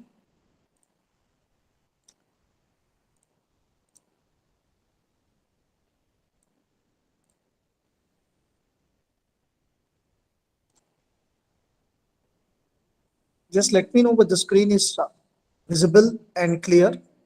Yes, sir. It is visible. Thank you, Vikas sir. So here is my second session in this FDP. The first session was a research paper writing. It was completely related to the patents and how we proceed with the patent now in the session 2. of mine as patent and its patentability. We are having a lot of queries regarding research. All participants have general queries regarding how to proceed ahead with the patent. Could we start a patent? Whether we are comfortable with the patent, how to identify that whatever we are doing, it really deserves to be a patentable or not. So whatsoever the queries you may have, I try my level best that I could resolve some of them in a short notice of this short presentation of 1 hour. So with this, let me have the presentation in detail. So here is the outline of the presentation: the history of the patent and the importance and its types of patents. Then we go for the expansion part of the necessity for expanding the participation in the intellectual property, inventors in the workforce, because patent has two categories: one as an inventor and another as a applicant. So what is the role of an applicant in a patent and what is the role of an inventor of a patent? That also we will discuss in detail. Why invention matters. And the last but not the least, patent roadmap. What is an anatomy of the patent application journey, and the role of patentee. That is especially the one who files the patent, the patentee. So in a short, we say what is a patent? The right to exclude others from making, using, selling, offering for sale, or importing the claimed invention. Whatever the patent we are filing, whether it may be an innovation patent or a design patent or some other patent, so definitely we restrict ourselves that the other person who is filing the same type or who is claiming the same type of patent is not at all allowed of making the same design. He is not allowed to use the same innovation. He is not allowed to sell the design patents, whatever we have claimed for and we have granted for. He does not even have the authority to sell the patent. So one more category is also there, that is transferability of the patent. That is possible, that we discuss in the future slides of the presentation. And definitely the patent has a limited scalability of term duration. It will not be there for the lifetime. And coming for the territorial part, a patent provides the protection only in their own country. If I speak about the territory, I'm not speaking about the concern to India or any other country. If you speak about the US patents, it is definitely the patent protection is there only in their own country. But you speak about the Indian patents, it is valid globally. Its security is not only restricted to India, but also it is valid globally. So it is a good one to file a patent, that to Indian patent, rather than moving ahead with the international patents. A patent, a legal monopoly granted by the government. Definitely, whatsoever you are claiming for the patent, it will be granted as a monopoly for you yourself, and you'll be authorized for the complete authority of that particular design or the utility or the innovation, whatever you are filing in terms of a patent. It allows the inventor an exclusive right to make, use, and sell an invention for about 20 years. The validity of the patent after grant is around 20 years. So you have the complete authority to sell or use or modify or whatsoever maybe you can do. So completely focus on your authorization. So coming for the different types of patents, here you can see there are different types of patents as I'm discussing also. One is utility patent, one is design patent, another one is plant patent. We are very confused, sir. What is innovation patent? We don't have any innovation patent specifically. So that's a category what we are trying to do for a utility patent and design patent. Before the design patent, we can just start with the basics of that design or a utility as an innovation patent. Separately category we don't have as an innovation patent. If you're filing for the Indian patent, we don't have any category for the innovation patent. We are having three subcategories as shown in this slide. That is utility patent, design patent, and plant patent. So coming for in detail definition of what exactly it is utility patent and plant patent. Utility patent is also known as a function patent. It protects the way an article used or works. Utility means it is a completely a product base. If you are filing an utility patent, it will definitely it should be ready to use in the industry. That's how the utility patent is defined. If you speak about the design patent should be implemented in the industry. That should be the level of the design patent, whatever you're filing of. So it should be in a terms that the industry should be ready to use your design and implement for the future use of the product. And the utility patent in such a way that you should develop a product and that should be readily used, readily scalable to the industry, and they can have the ready use of the patent, especially the utility one. Coming for the plant patent, it protects a new asexually reproduced distinct variant of patent other than a tuber propagated plant or a plant found in an uncultivated state. So definitely it's not belong to such a category of the plant patent where each and every plant is there. It is segregated to a certain location, a certain region, a certain area. So definitely that it comes to the very restricted patents if we speak about a plant-based patent. I come for the some sort of an example relevant to the copyright. How you say there is a copyright? What is copyright? Let's see in a short note that writing novels, textbooks, etc. comes as a copyright. If you are having some sort of novels along with you, it is some sort of different, it is some sort of new, it is some sort of similar to the other novels, but the way of expressing yourself in the novel is different. That also can be considered as the copyright. You can easily file a copyright by writing a beautiful novel relevant to whatsoever may be the categories. The textbooks, whatever we are being publishing, that also can be published as a copyright. If the textbook is published as a publisher, and the same textbook can also be valid if you file for a copyright also. But you should be the solo author, or else if at all the textbook contains 3 authors, the same 3 authors should also proceed for the copyright. There shouldn't be any sort of discrepancy among the authors. Now coming to the computer software, that also comes under the copyrights.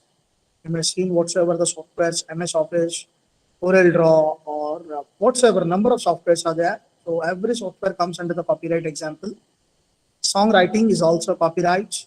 Song recordings is also copyright. The PowerPoint presentations, whatever we prepare, can also be filed as a copyright if the content is developed by the self and it is not at all relevant to any sort of plagiarism in the Google search engine. Coming for the requirements of the patents, to obtain a patent, the new invention must be a novel that is not known or used in this country and not published anywhere. That should be the novel invention. And it should be a non-obvious, means it cannot be an obvious way to do something. And it should be useful, must have some application, even if you're not commercially practical. Means it's not necessary that you are producing, you are claiming, or you are submitting a utility patent that it should be ready to use for the industry, even though it is not ready to use for the industry, but some or the other way, it should be suitable as an application part. That is how the main requirement of the patent works.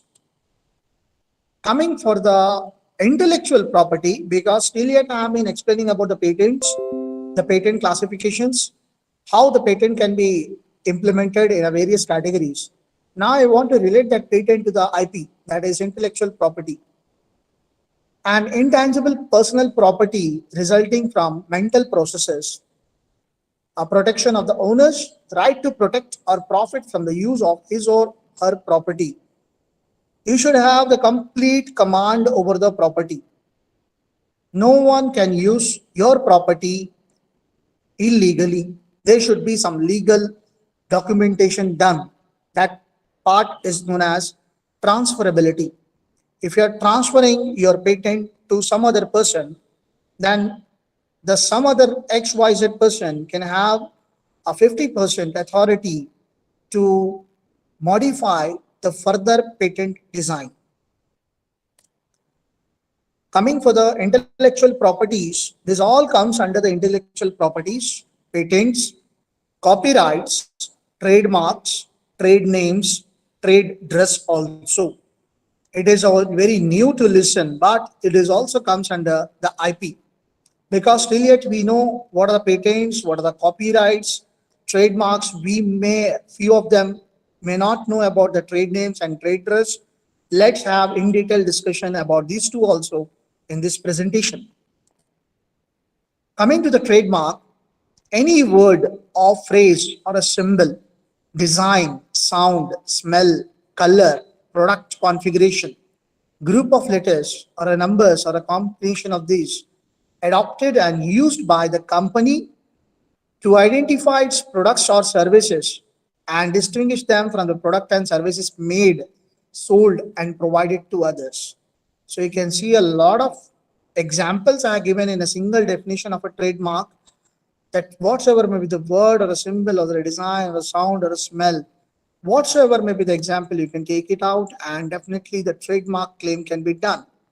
A distinguished mark or a motto device or implement that manufacturing stamp or prints or else along with its goods. This also comes under the category of trademarks. Some of the examples of trademarks, you can see the logos, Intel Inside, the Pentium, it's a trademark. The Windows, the logo design, it's a trademark. It assists customer in identifying a product without confusion. You can say it's a logo, a reputed logo, a brand logo. So there are different categories of that all comes under the trademark category. If a business uses a trademark of another, the consumers are misled as to who made the goods. To identify the reputation and to have the consistent remarks in the customer minds, the trademarks have been implemented so that the company has a reputation, has a trademark. So the person or a customer whomever that comes and purchase the goods of the concerned company products, he should be assured that yes, whatever I am buying is the concerned company certified. So that certification of the company logo is necessary in a form of a trademark. Coming for various types of trademarks, it is a simply trademarks affixed to the goods, whatsoever we may see in the products or the goods, the trademarks will be fixed in that. We are having service marks also in this category of marks, identifying services, not the goods. To identify the service, we give the service marks. And next category is certification marks. Marks used by an organization to attest that products meet their certain standards. Definitely, you can have every one of us heard about the ISO certification. These are the certification category: 9001 2015, 9001 2016, 10001 2015, 16001 2015. There are various category of ISO certifications. This is known as certification marks. And next is collective marks, marks that are identify members of the organization. So each and every member will be having a certified trademarks. Next comes what can be trademarked. What can be trademarked? The question in your mind, आपको ये मालूम है कि हाँ patent करना है तो design patent है और यूटिलिटी पेटेंट है, प्लांट पेटेंट है, और अगर आपको कॉपीराइट्स में जाना है तो कोई भी नोवेलिटी होना चाहिए, टेक्स्ट बुक्स होना चाहिए. You are having a lot of options, but coming to the trademark, you are confused that trademark क्या हो सकता है. Words that are used as a part of a design or a device, or words that are uncommon or fanciful may be trademarked. What cannot be trademarked? क्या trademark नहीं हो सकता है? Your personal name couldn't be a trademark. Descriptive or generic words couldn't be a trademark. or your place belongs to place names, that also couldn't be a trademark. The books, pencils, Carper, Hawaii, nothing. The above simple examples are also doesn't come under the trademark. Why invention matters and what this means to. The patents can promote innovation and help safeguard your inventions. Definitely, the patents are not only there to publish or to file or to get your name and fame in the patents, but patents also considered to give you financial support, because every patent that has been published, it's not necessary to receive a grant. It should be receive a grant, and the grant should be a number of lakhs itself. So definitely, whenever you're filing a patent, the patent should have some financial benefits. Then only there is a use of filing the patent. The second point, the help the company grows. Definitely, each and every one of us, as a research scholar or a faculty, if we are trying to filing the patents and it's getting published, and it's also getting the grants for the publication of the patents, depending upon the innovation, depending upon the design, depending upon the improvement, modification, novelty we are presenting in the patent, definitely are getting the grant. Obviously, the institute will grow automatically. It benefits the community by making new goods and services available. Yes, the design, whatever you are being giving, or the product, whatever you are being producing or claiming as a patent, that can be utilized by the various industries, and the particular industry also will be giving you a benefit in terms of the financial implications. Providing personal growth, development, and advancement. Coming for an anatomy of the patent, what does it means? You can see I have shown an example of a patent example. I have taken a US example, US patent, and I have written some points to be highlighted. The invention title, your name, filing date, prior art, the drawings, as well as the abstract. The abstract should be a short summary of the invention, what you're doing, what you're going to do, what you have done, with sort of results and everything. Writing description, how does it work? In the writing description, you need to explore the what is the main method of working of that device, or a working of that particular patent you're claiming for. How is it made and used? किस तरह आप बनाए उसको, और किस तरह आप इस्तेमाल कर रहे हो, और किस तरह आप इस्तेमाल कर सकते हो एज एन एप्लीकेशन, उसको भी आपको इसमें इंट्रोडक्शन में बताना पड़ेगा इन अ ब्रीफ डिस्क्रिप्शन. ड्राइंग्स कैसा दिखेगा आप बनाने के बाद, तो it's very very important that you need to mention in a complete details in a drawing itself. By seeing a drawing, I should understand that yeah, ये बंदा, ये पर्टिकुलर इन्वेंटर, ये पर्टिकुलर एप्लीकेंट ये कहना चाह रहा है कि इसका डिजाइन बनने के बाद इस तरह दिखेगा. Claims, the claiming defines the legal boundaries of the invention, similar to a deed to a property. Definitely a legal, completely a legal thing. Patents ऐसा बिल्कुल हम इसको लाइट नहीं ले सकते हैं. पेटेंट्स कंप्लीटली लीगली में आता है, और इसको हम जब भी क्लेम करते हैं तो बहुत माइन्यूट तरीके से, बहुत नैरो तरीके से इसका हमको इन्वेस्टिगेट करना पड़ेगा, सर्च करना पड़ेगा. Freedom to operate, you need to completely have an authorization that you, whatever you are claiming, that does not match at all to any of the existing designs.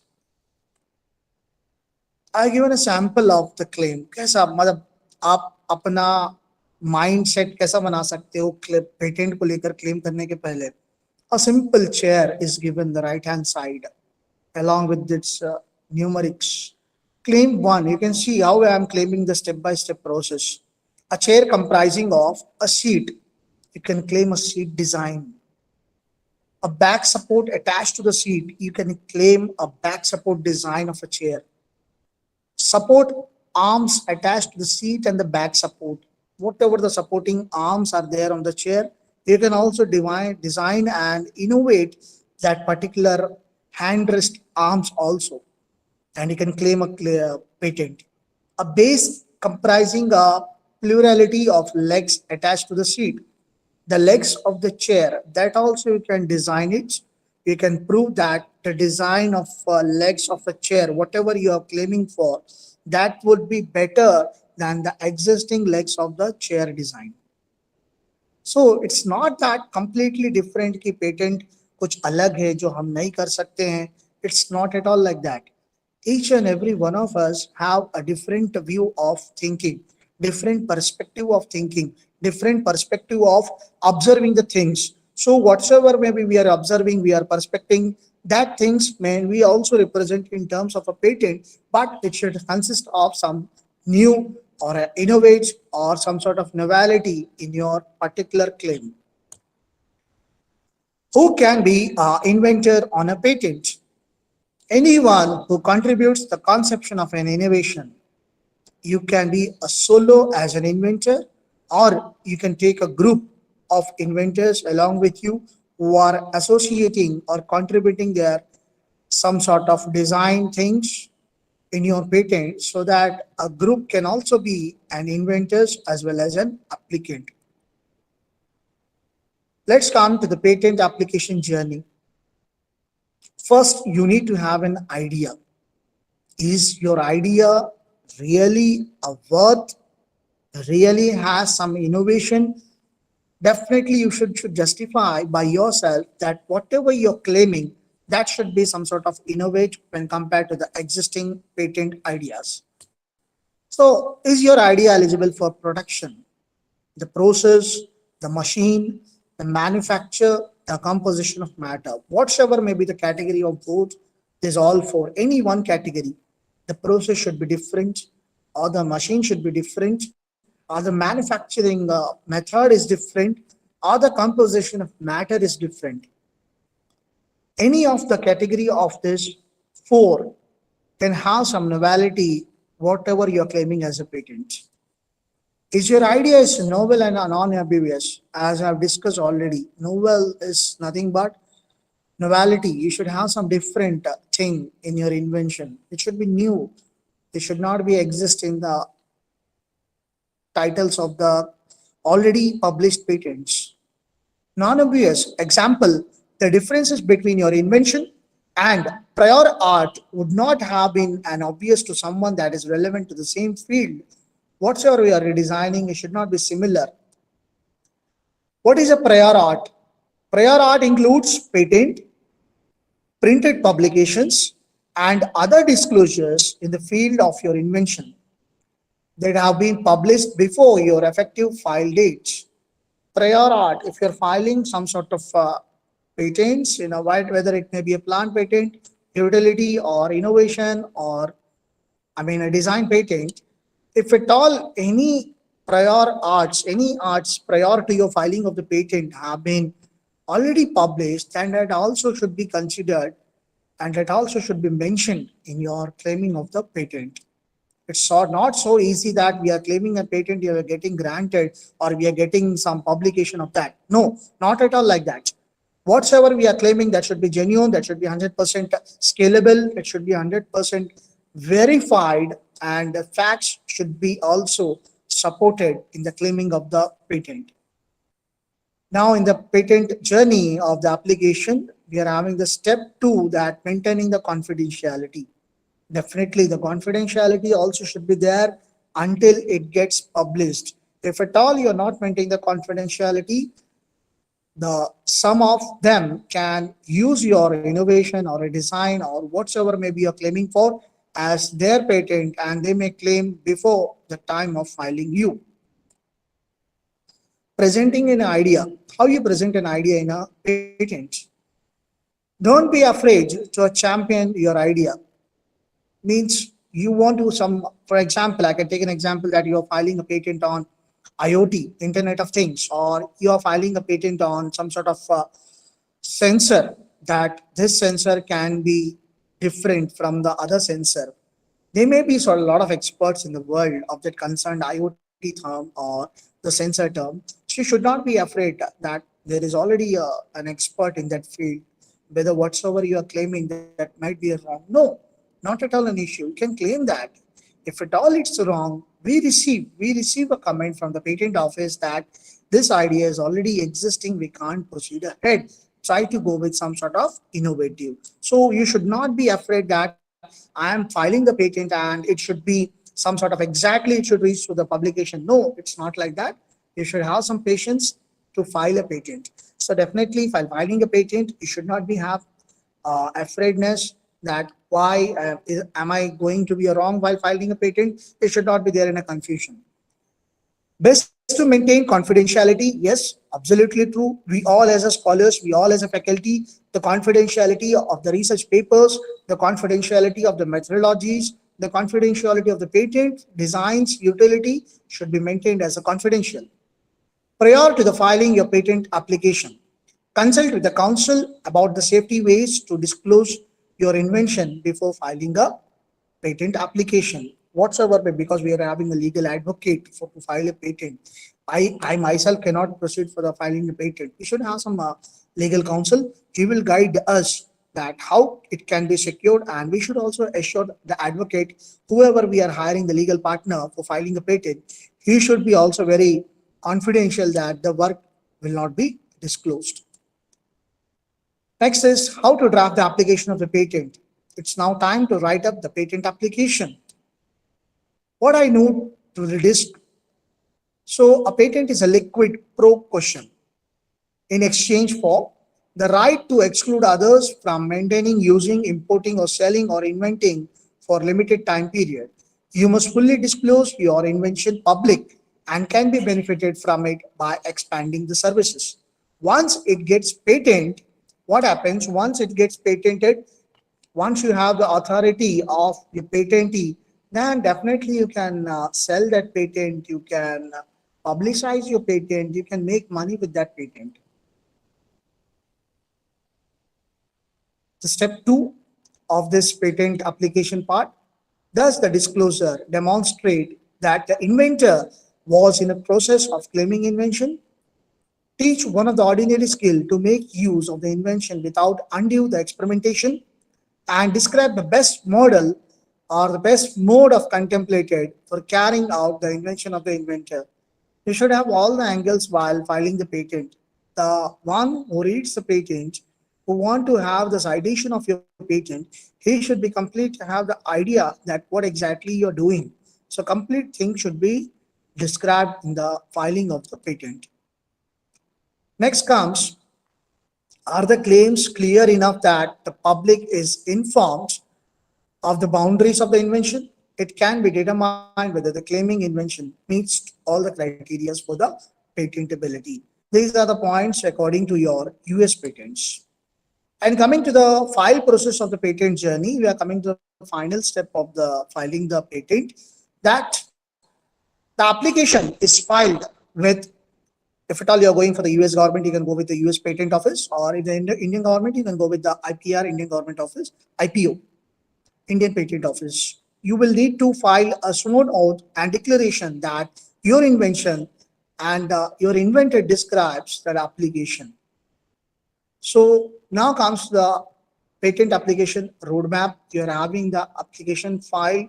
The examiner in the examiner can reject your patent, that it might be already existing or it may not be valid as a patent. So whatsoever be the comment you will receive, or else they might be having an objection. No, this cannot be validated further and it doesn't comes under the patentable publication. There might be a possibility. And coming for the applicant, there might be an amendment between a patent office and the inventor or the applicant, and there might be argument also. You can even argue that whatever you are claiming, it's definitely a verified, a definitely a judgmental, a definitely a commendable, and definitely a productivity. So in the market scenario, you can define that whatever you're claiming, you can definitely argue with IPO rejections or objections or whatsoever the queries is raised by the Indian Patent Office. There comes the final stage of the patent at allowance. After getting the grant, how much allowance should be given to you? Now coming for the role of the examiner, especially the patent office. They will read and understand the application. They will search for the prior art. As I already told you that if at all any art relevant to your title of the patent or relevant to the description or relevant to the method of the patent, what you're claiming for, if it is being published, any relevant art, it is being published before, then that is also will be considered as a prior art, and it is also will be in the search engine box. They evaluate the specifications and the claims what you're claiming for. First, they go for the specifications. They will deal with all the points, whatever you have mentioned in the methodology. Then they claim process, how we are delivering your claim process ahead with the concerned patent part. Then they respond to the office actions describing the findings and hold the interviews. That might be a face-to-face, that might be a virtual. During COVID, all the patent claims and interviews are completely virtual. Else, you may also need to attend the face-to-face interview rounds to justify that whatever you're claiming as a design is completely validable. There, filing a complete application discloses all the known prior arts in response to the examiner office extractions comes into consideration. They'll explain your position, make good faith changes to the application. Yes, the patent office does not only review your application, but also they justifies that the patent application may be modified like this for further use of the process of the application of the patent. That's what I was saying, that legal counsel advocate or legal counseling, whomever you are hiring for filing the patent, he should be completely trustable. The confidentiality of the design should be maintained throughout its publication process of the patent. What is a patent office? An office action sets forth the basis for any objections, rejections, and allowability. Obviously, we may finding the patent, it's not only for the objection part, it's not only for the rejection part, but also it's considered to be allowability also. The permissions what you're getting after filing the patent will also comes into consideration that yes, your patent is completely considered and it will produce for the publication. After the publication of the patent, we are not that much, we shouldn't be that much confident that definitely will get a grant. No, after publication of the process, the patent, for example, if I speak about the Indian patent, the minimum duration of the Indian patent publication is 15 days. 15 days minimum duration, and maximum duration of the publication is 3 months, 6 months, 1 year also. If at all you are getting the publication, Indian patent publication published within 15 days, it's not necessary that immediately after 15 days you are getting the grant. No, nowhere. The main patent process comes into existence after your publication of the patent. After the publication of the patent, the examiner will be having a review completely till the outcome of that product. That duration varies from till 1 year, till 12 months, and maximum up to 14 months also. So thereafter, they will decide whether the patent what you're claiming, whether it is genuine to give a grant or not. What does a rejection means? Rejections are normal, not only in the research papers, in the patents also, it is a regular. Whatever the patents you are claiming may not necessarily it should get accepted in the first turn of submission. It may also go for rejection. So rejections are normal, a part of a process. They help defining what is patentable, as obviously they will give you us comments that why it is not patentable. Often due to the existing prior art, definitely if you are having existing prior art relevant to the methodology, whatever you are providing, then the rejections may happen. It can often be overcome. Overcome in the sense, already you are designing a patent, you are claiming for that, and same time another also inventor claims the same type of patent, then they are in a confusion that if their titles of the both the patents are same, how we can distinguish that. So at that particular instant of time, they will hold the interviews to have a face-to-face discussion about the designing and everything, and then they'll proceed for the process of patent publication. So receive a rejection, but don't give up at all. There should be a rejection. You should receive positively, but don't give up. Resubmit the patent by having some innovative ideas to be modified in the patent design. The facts, you can see in the facts in the 2021, 84% of the original filings received on the first office action contains a rejection. 84% rejections are there out of 100% to the first submission. So there is nowhere that if at all there is a rejection of the patent, you should not be bothered that, oh, it has been rejected, so it doesn't belong that I am not at all capable to handle the patents in the future. No, never like that. If you are rejecting a patent, if you are receiving the reject of the patent, just follow the comments, whatever given by the patent office, modify that, come back and resubmit the patent. This is how you should have a zeal towards research-oriented activities, especially patents, copyrights, trademarks. And you can also see the another fact that in the year 2021, 58% of examiner disposal were allowances. So 58% have been received the grants also in the future submission of the patents. The power of an interview, if at all you are facing the interview process of the patent, that if you're having multiple applicants of the same design, same model, but say some sort of innovative, then you can say that you can say that this particular patent has some innovation. To defend that one, the patent office will contain the interviews, and in the interviews you can see that 80% with interviews and 67% without interview possibilities are also there.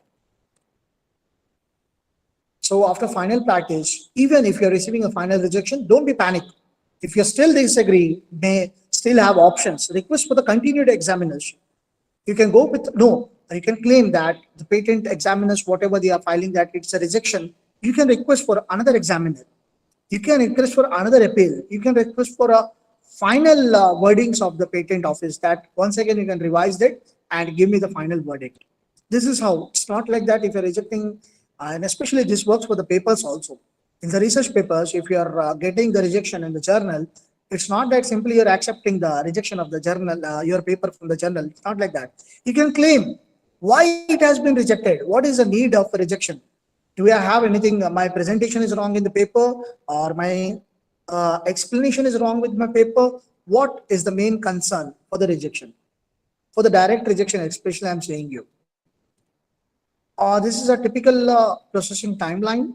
It starts with 1 month, 2 months, 0.4 year, 3.4 year, 1.6 year, 3.7, or approximately 14 months also. So this is how you proceed with the timeline process of the patent application. Coming for the allowance and issuance, a notice of allowance indicates all objections and rejections have been overcome and your application is ready for issuance. So if at all it comes for the issuance part, then definitely it may have some verdict of congratulate the particular inventor that they have proceeded for the allowances also, because publication in the patent and getting the grant of the publication is totally a different aspect. And I suggest that whatever the patent you're claiming for, it should be a publication one, but along with that they should be getting a grant. That's what exactly the meaning of the allowance and issuance. Coming for verdict of be an amplifier in your community. Definitely, you should be a person that you should mentor the other people. You should know the, if you're not known to the particular process, try to learn the process, and you should be a mentor to a mentor mentees. Either it may be a faculty, either it may be a research scholar, either it may be a UG students, either it may be a colleague, either it may be a family member, whomsoever maybe you can consider. But you should always try to be a mentor to the others. You should coordinate with professional associations. You should coordinate with the industry groups. You should have the other communities also like professional bodies, IST, IEEE, ISCA, IRED. A lot of community professional bodies are there. So definitely you can interact with them. You can have some benefits. You can have some exchange ideas in terms of patent designing. Remember that you should stay involved throughout the process in this patent. It's not like that we are so focused and we have started some, we have filed a patent and we are forgotten for the future. No, you should stick from the day one of the designing started and day end till it gets granted. This is how you focus on the patent part. So this is my end notes from where I have getting some sort of informations from the slides I have cited out in this end notes. And finally, verdict, I'll open for the queries. So I request the participants, research scholars, and my dear colleagues as a faculty members to please be open for the queries of this session on patent and patentabilities. My email ID, my contact number is also mentioned in the slide. Please proceed ahead for the queries.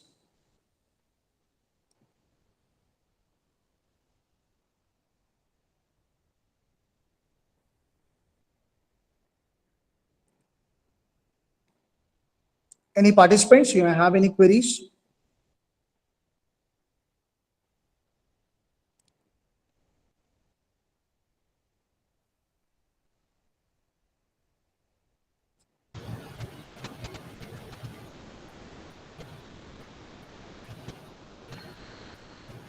Thank you, sir. Thank you for the wonderful session. And we came to know how to deal with the patents and how we can work with the patents throughout. We get registered through the patent. So anyone, any researcher or any student want to ask any queries with sir, you are free to ask. And you can switch on your mic and just have a chat with sir. Yeah, any research scholar or faculty members are open for queries. Please do, you can clarify. We are there to help you out. If you are not very much concerned in your research, we are definitely helpful.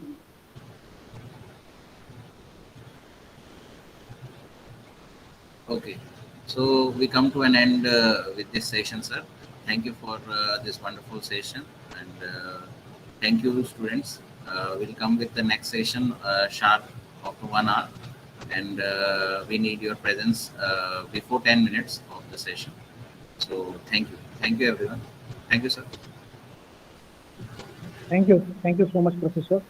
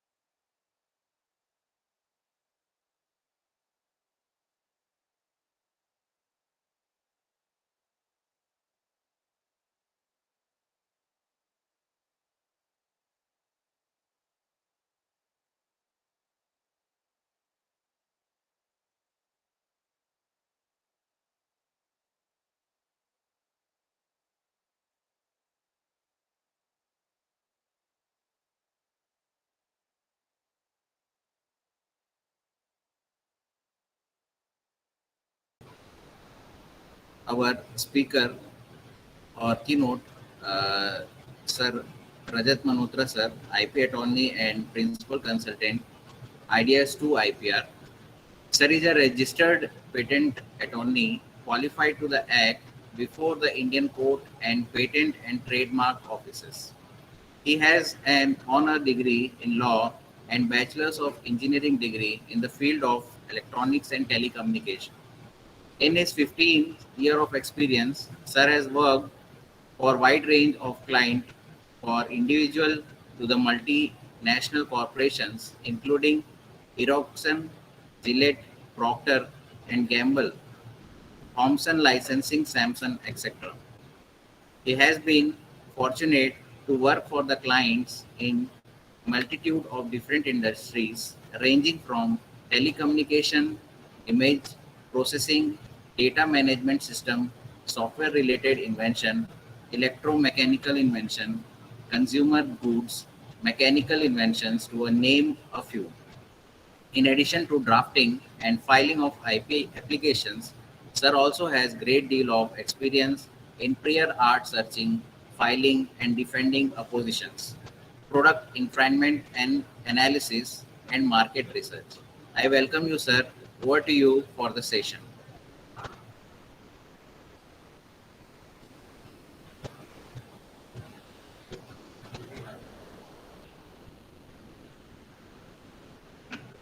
Sir,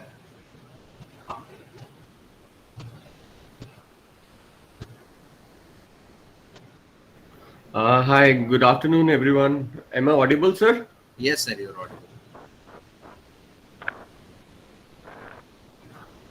Hi, good afternoon, everyone. Sir, am I audible? Yes, sir, you're audible, sir. Okay, You can great. proceed. Thank you for the kind introduction, sir. I would like to thank the entire management for giving me an opportunity to present the second session on the patenting and the patenting filing process as well as the examination. So the primary agenda of this session would be to help the audience understand what is patenting all about, what are the filing processes, what are the forms there, and how we can take the patent which has been filed till the grant.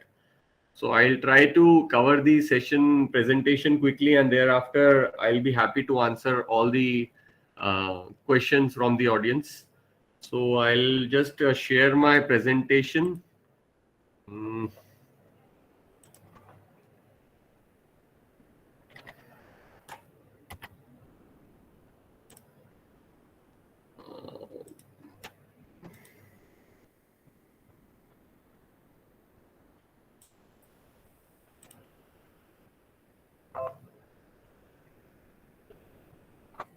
Is my screen available to everyone? Yes, sir. Okay. It is visible. So the primary agenda of this session would be introduction to the patents, patentability criteria, types of patent applications. So I think the first three topics you must have already covered in the previous sessions in this FDP as well as in some other training sessions or the webinar. But I'll just try to rush through what is the patent all about, what is the criteria, so that it would refresh the memory so that you'll be easily able to understand in terms of the filing and the grant process. And once I tell you the introduction about patent, then we'll be dealing with where we can file the patent applications, who can file a patent application, what are the various forms that are involved in filing a patent application, then what various forms of protection available, procedure from the primary from filing till the grant, which includes the examination process, filing process, and other things. So as you already know, what is a patent? A patent is a statutory right that is provided for an inventor or the applicant if they have done any if they've done any invention. Uh, it is provided for a period of 20 years. The purpose of patenting is to get an exclusive right to prevent the third parties from using your invention. The next part is the patent is a territorial right. As you would know that if we file a patent application in India, we are protected only within the boundaries and the territories of India. I yesterday told in the yesterday's session as well that many people think that if they have filed a patent application in India, they are protected throughout the world. But that is a myth. It is not the case. If you file a patent application only in India, you are protected only within the territories of India, which means that any person outside India is free to use your invention because you do not have a patent application filed in that country. So in case you want that your patent application should be or your invention should be protected in one or more countries, then you need to file an application in that respective country. Otherwise, your application is not protected in that country. The patent is given from for a period of 20 years from the date of filing, which the 20 years is valid provided that you keep your patent renewed from time to time basis until the next 20 years period expires. After the 20 years, as you know, the patent becomes open to the public, and anyone is free to use your invention without having the risk that you can take some legal action against that person. So this was the basics of the patenting part. Now, as you would have already known, what is the criteria for patentability? The criteria is novelty, inventive step, industrial application, non-patentability. Novelty, that it should be a new product or process. Inventive step, that the invention should involve in technical advancement. It should not be obvious to a person skilled in the art. Then we have the non-patentability, which covers the excluded inventions that I covered in my yesterday's session, which talk about Section 3 and Section 4 of the Patent Act. I'm just trying to rush through these 2-3 slides because you have already covered. But yes, these are essentials to you to know. So because during the examination of the Indian patent application, these are the points which the examiner is also going to consider while so that your patent gets to the grant stage. So the novelty step, the inventive step, industrial applications is very, very critical. The next is the so this is the criteria for patentability. Then we have various types of patent applications. We have the provisional application, we have the complete application, we have the PCT application, we have the convention application, we have the divisional application, and we have the patent of addition. So at the time of filing the patent application, you need to understand your patent application falls under which category. The first and the basic application is the provisional application. The first application is the provisional application. So a provisional application is generally to be filed when your idea is at when your invention is at very initial stages and you do not have much details in terms of how your invention is actually going to be implemented. If you have a very, very good idea in your mind and you have some very, very basic details, it is recommended that you file a provisional application first. Okay, and once the provisional application is filed, under the law, you get a time period of 12 months to file the complete application. You have to keep in mind that the 12 months is a very, very strict time period. If you fail to file the complete application within a period of 12 months from the date of filing the complete application, your application is abandoned by the patent office and you lose on the priority date. Okay. Yes, it is not mandatory for you to file a provisional application. You can straight away file the complete application. But yes, keep in mind that you can file the complete application only, not only, but yes, if you have sufficient details available for the implementation part of your invention. If your details are not sufficient, at a later stage during the examination of your application, there is a high chance that the examiner will reject your application on the grounds that your invention is not fully and particularly disclosed in the invention. It does not describe the invention fully, or the scope of the invention is not sufficiently clear, or it is too indefinite. So be clear that if you have sufficient details, then only file the complete application, or otherwise file a provisional application. Do some more research. You have a time period of 12 months and then file the complete application. So at the time of filing the application, the Indian Patent Office is going to ask you whether it is a provisional application or a complete application. Then we have another type of application, which is a PCT application. A PCT application is essential if you wish to file an application outside India. The advantage of PCT application is that you get some additional time period to file the applications outside India. Then you have a convention application. A convention application is, in simple words, I would say that when you are seeking a priority from a foreign application, then you enter into the Indian, you file an application with the Indian Patent Office claiming a priority from the foreign application. Just in simple terms, let's say, for example, you have first filed the application in the US, okay, and then you also want to file the application in India. Then at the time of filing the application in India, you give a reference to the US application so that your Indian application also gets the US filing date. So that is, so when you are seeking a priority from a corresponding application, we call it as the convention application.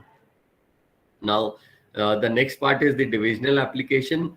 Divisional application is also another type of a normal application wherein it is your parent app. It should be distinct from your parent applications significantly, but yes, the applications are closely linked. That is known as a divisional application. Then we have a patent of addition. A patent of addition is generally to be filed when you have a slight improvement of some existing invention. So that is known as a patent of addition. So at the time of filing the patent application, just keep in mind that which application you fall in the category, so that you get the right protection. So this was the type of patent applications. Primarily, as an Indian researcher, as I know, based on my experience, generally people file provisional and the complete application. In few cases, the researchers who wish to file the applications outside India, they go for the PCT applications as well. So this is primarily the type of application. Now we'll start with the filing process. So a patent application is to be filed at the Indian Patent Office, and Indian Patent Office, there are four locations of the Indian Patent Office. One is based out of New Delhi, the other one is Mumbai, third is in Chennai, and the fourth one is in Kolkata. Now every application is being the location of the patent office is defined based on the jurisdiction of the address of the applicant. Like the patent office branch Mumbai covers the applicant which are from states of Maharashtra, Gujarat, Madhya Pradesh, Goa, Chhattisgarh, and Daman and Diu and Nagar Haveli. Then we have the Chennai that covers primarily the applicants who are from South India, which covers the states of Andhra Pradesh, Karnataka, Kerala, Tamil Nadu, Telangana, then Pondicherry and Lakshadweep. Similarly, we have the New Delhi branch, which covers the applicants from states of Haryana, Himachal Pradesh, Punjab, Rajasthan, Uttar Pradesh, Uttarakhand, Chandigarh, Jammu, Kashmir, and Ladakh. So primarily the northern part of India is all the applications which contain the address of the first applicant. They go under the category of, they fall under the New Delhi branch, and the rest of the states, primarily the eastern part of India, is falls under the Kolkata Patent Office. So the question arises, if there are 5 applicants in a patent application and all of them belong to different locations, so which jurisdiction will the patent office go? So the answer is if the patent office considers the address of the first applicant for selecting the jurisdiction. For example, if there are 3 applicants and the first applicant is based out of let's say Jammu Kashmir, and the second applicant is based off West Bengal, and the third applicant is based off, let's say, Tamil Nadu. So the jurisdiction would be selected based on the address of the first applicant. So the first applicant in this case being from Jammu Kashmir. So technically and legally, your patent office, your application will fall under, will go with the New Delhi branch office. Okay. So earlier, what used to happen is that whenever the application used to go to a specific jurisdiction, the examiners of that specific jurisdiction only used to examine your case. But these days, due to the COVID system, and I will say due to the advancement of the online system, though your jurisdiction falls in the category of falls under the one specific office, but it can be examined by the examiner of any of the other three patent offices as well, because it is an online system now. And the patent application can be examined by patent or examiners of any of the patent offices, unlike pre-online system wherein only the examiners of the specific jurisdiction where your application falls uh, used to examine the application. But now it is not the case. The application can be allotted to any of the examiners sitting in any jurisdiction. So these are all about the four patent offices. So I hope you understand what is the jurisdiction and how the jurisdiction of the patent office is selected based on the address of only the first applicant. So if you want your application to be falling under the category of Delhi, then make sure that the first applicant falls in the northern India part of the state so that the Delhi office is selected. So this is an automated system. The jurisdiction goes based on the address which you put in at the time of filing of the application. Now, who can file the patent application? So the answer is the true and first inventor of the invention can file the patent application, and assignee or the agent of the person claiming to be a true and first inventor of the application, a legal representative of a deceased person who immediately before his death was entitled to make such an application, can file the application. Okay, so any inventor can himself file the application. An inventor who has assigned the rights to some applicant, he or she can also file the application. If any person has passed away, his legal representative can file the application on his behalf. So, for example, in an institution, let's say you are a researcher and you have assigned, so you yourself can also file the application. If you have assigned your rights to your institution, then your institution can also file the application. If, let's say, someone has passed away, unfortunately, his legal representative can also file the application on his behalf. Now, the second part is who can file the application. You yourself as an applicant also can file the application. The patent office allows all the applicants to file the application by themselves, but you can also take services of any patent agent who is duly authorized by the patent office to file the application on your behalf. So either the applicant by themselves or the inventor by themselves, or the patent agent can file the application on your behalf. When you take the services of patent agent, you need to give an authority to the patent agent to file the application on your behalf. So generally, I would say people take the service of the patent agent just to be very sure that at a later stage there is no lacuna in the time in terms of the filing process, because the patent agent is well versed with the patent office practices. And they can easily, the patent filing and the registration process goes in a smooth manner. But yes, under the law, you are also free to file the application by yourself. But I have seen, based on my experience, that many times people who file the application by themselves at a later stage, they face problem because many of the forms are missing, or the application is not filed in a proper manner, the application format is not in a proper manner. So at a later stage, several objections are raised by the examiner, which sometimes become very difficult to handle. So I would say that please take some assistance or get some knowledge, do some research before filing the patent application by yourself. So next is that what are the forms involved in the patent application? So these are the basic forms that I would say are essentially required at the time of filing the patent application. The first one is the basic form, which is known as a Form 1, which is the application for grant of patent.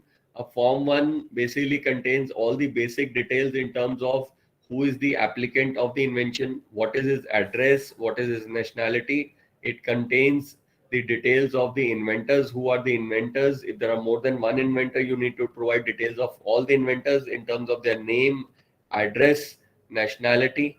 If you're claiming some priority from the earlier application, you need to provide the details of that application.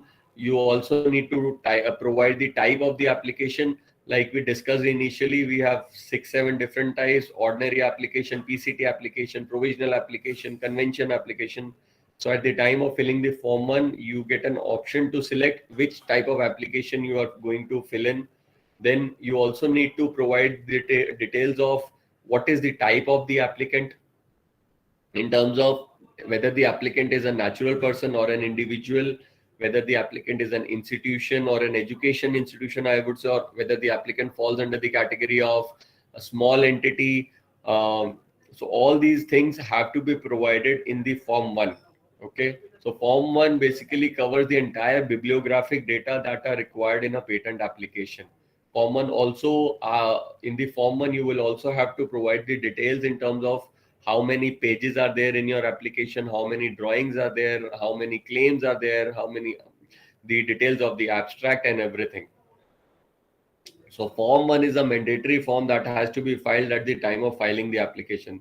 The next form is form 2, which is accompanied along with your specification. So form 2 basically gives the indication whether your application is a provisional application or a complete application. A form 2 is just a one-page form which contains the name, address, and nationality of the applicant who's going to file the application, as well as the type of application, whether it is a provisional or a complete. And the third part, it contains the title of the application. Now, the next form, which is essential form, is form 3. Form 3 basically is made for you to provide details of any corresponding application that you have filed outside India. For example, if you have filed an application in India and also you have filed the application outside India, let's say in US, Europe, or Japan. So under the Indian patent law, you have to provide details of the corresponding applications that have been filed outside India from time to time basis to the Indian Patent Office. Generally, the time period is 6 months from the date you file the application outside India. So, for example, if you have filed an application in India today and after 3 months you file the application in the US, then you have to inform the details of the US application to the Indian Patent Office. These details about the corresponding application in the foreign countries are to be provided in Form 3.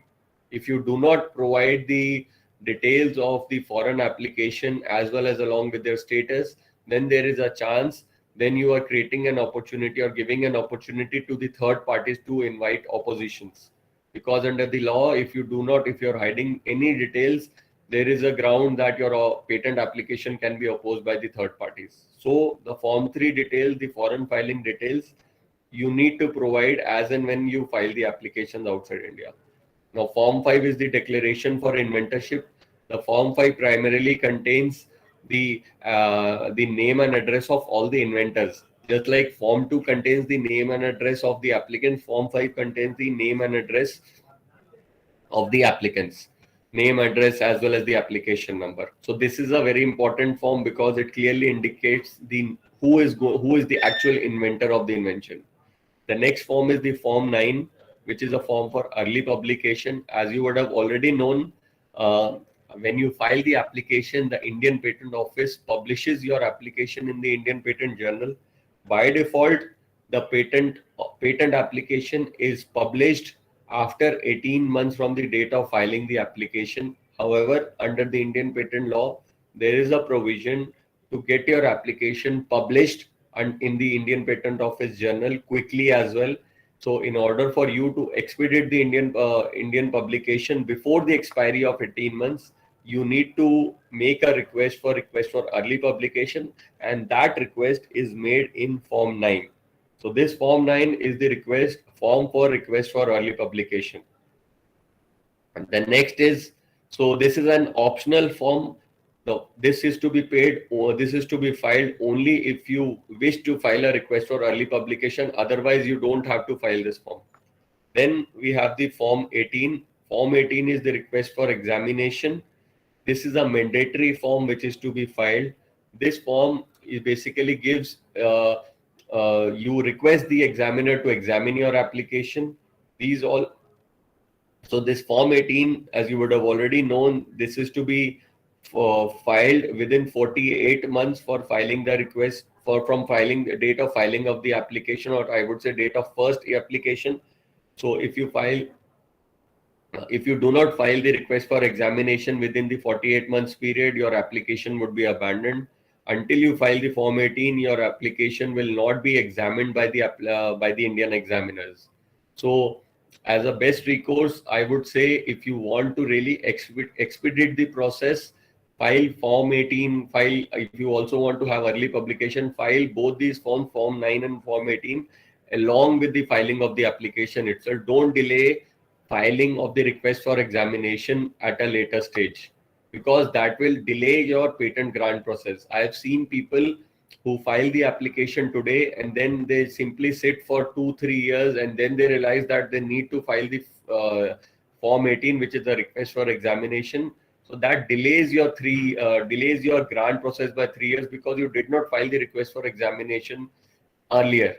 Early you file the request for examination by way of filing Form 18, earlier your application would be examined, and thereafter it will proceed to the next stage. We have another form, which is Form 18A. That is the form for request for expedite examination. We'll be covering that part in the coming slides. Just to tell you the difference, the Form 18 is the form for request for normal examination. Going by the present speed, the Indian examiner will take, the Indian Patent Office is taking approximately 2.5 to 3.5 years if you file the request for normal examination. But yes, if you file the request for expedite examination, which can be taken only under specific conditions, then your patent application can be granted anytime.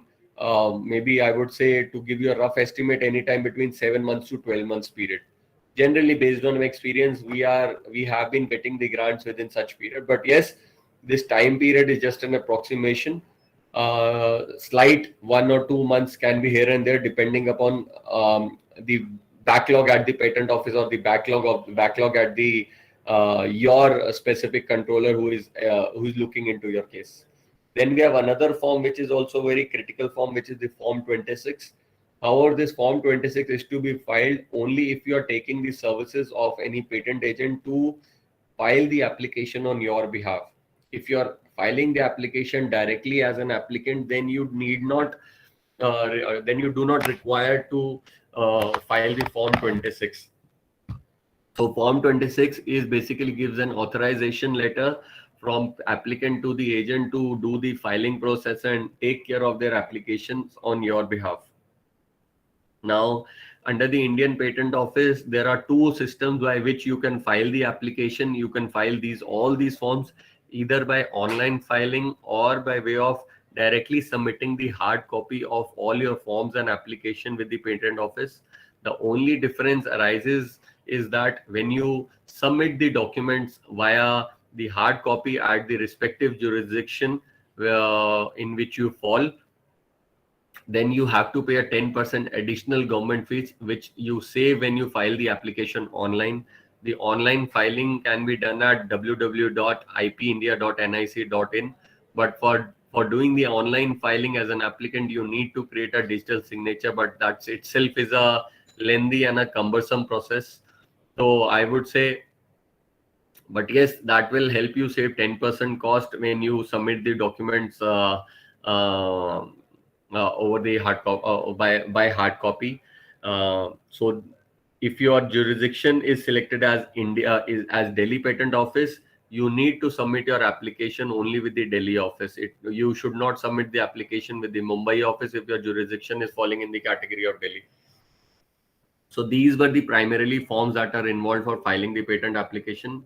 Now we'll be doing the procedure from filing to the grant. So at the time of filing the application, just ensure that all the forms are ready. Decide whether you wish to file the provisional application or the complete specification. As I told you, the complete specification is to be filed within 12 months from the date of filing the provisional specification. So when you file the complete application, you need to file the complete application along with the forms, which are Form 1, Form 2, Form 3, Form 5. And then But yes, be clear that when you are filing the complete application or before filing any patent application,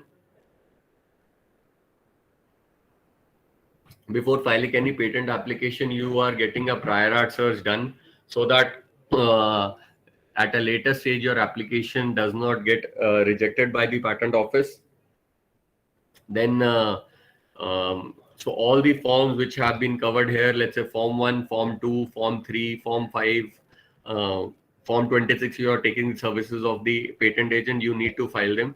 So primarily these are mandatory forms that you need to file at the time of filing the patent application. Again, as I told you, form 9 is an optional form, form 18 is a mandatory form, but yes, you always have the time of 4 years, which is 48 months from the 48 months 48 months from the date of filing the application. Just a second. Date of filing the patent application. Then we have this entire patent life cycle. This is, I would say, this entire flow chart will give you an entire patent filing to the till the grant process. So as I told you, when you are filing the patent,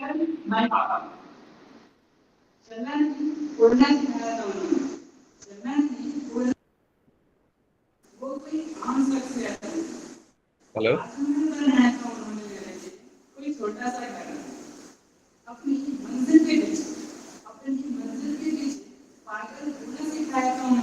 Prince, mute your microphone. Prince. Okay, thank you. So this is, Sir, please continue. so this is the patent life cycle, which covers. So if you would see, the first block is the filing of the patent application. So as I told you, the filing of the patent application primarily contains the forms form 1, form 2, form 3, form 5. If you also want to file the request for early publication, you need to file form 9 as well. If you want to expedite your patent grant process, you do not want to delay, I would recommend file form 18 along with the application. Apart from these forms, your application should be accompanied with your complete specification or the provisional specification, whichever you want to file, along with the drawings, abstract, claims part, and the entire application.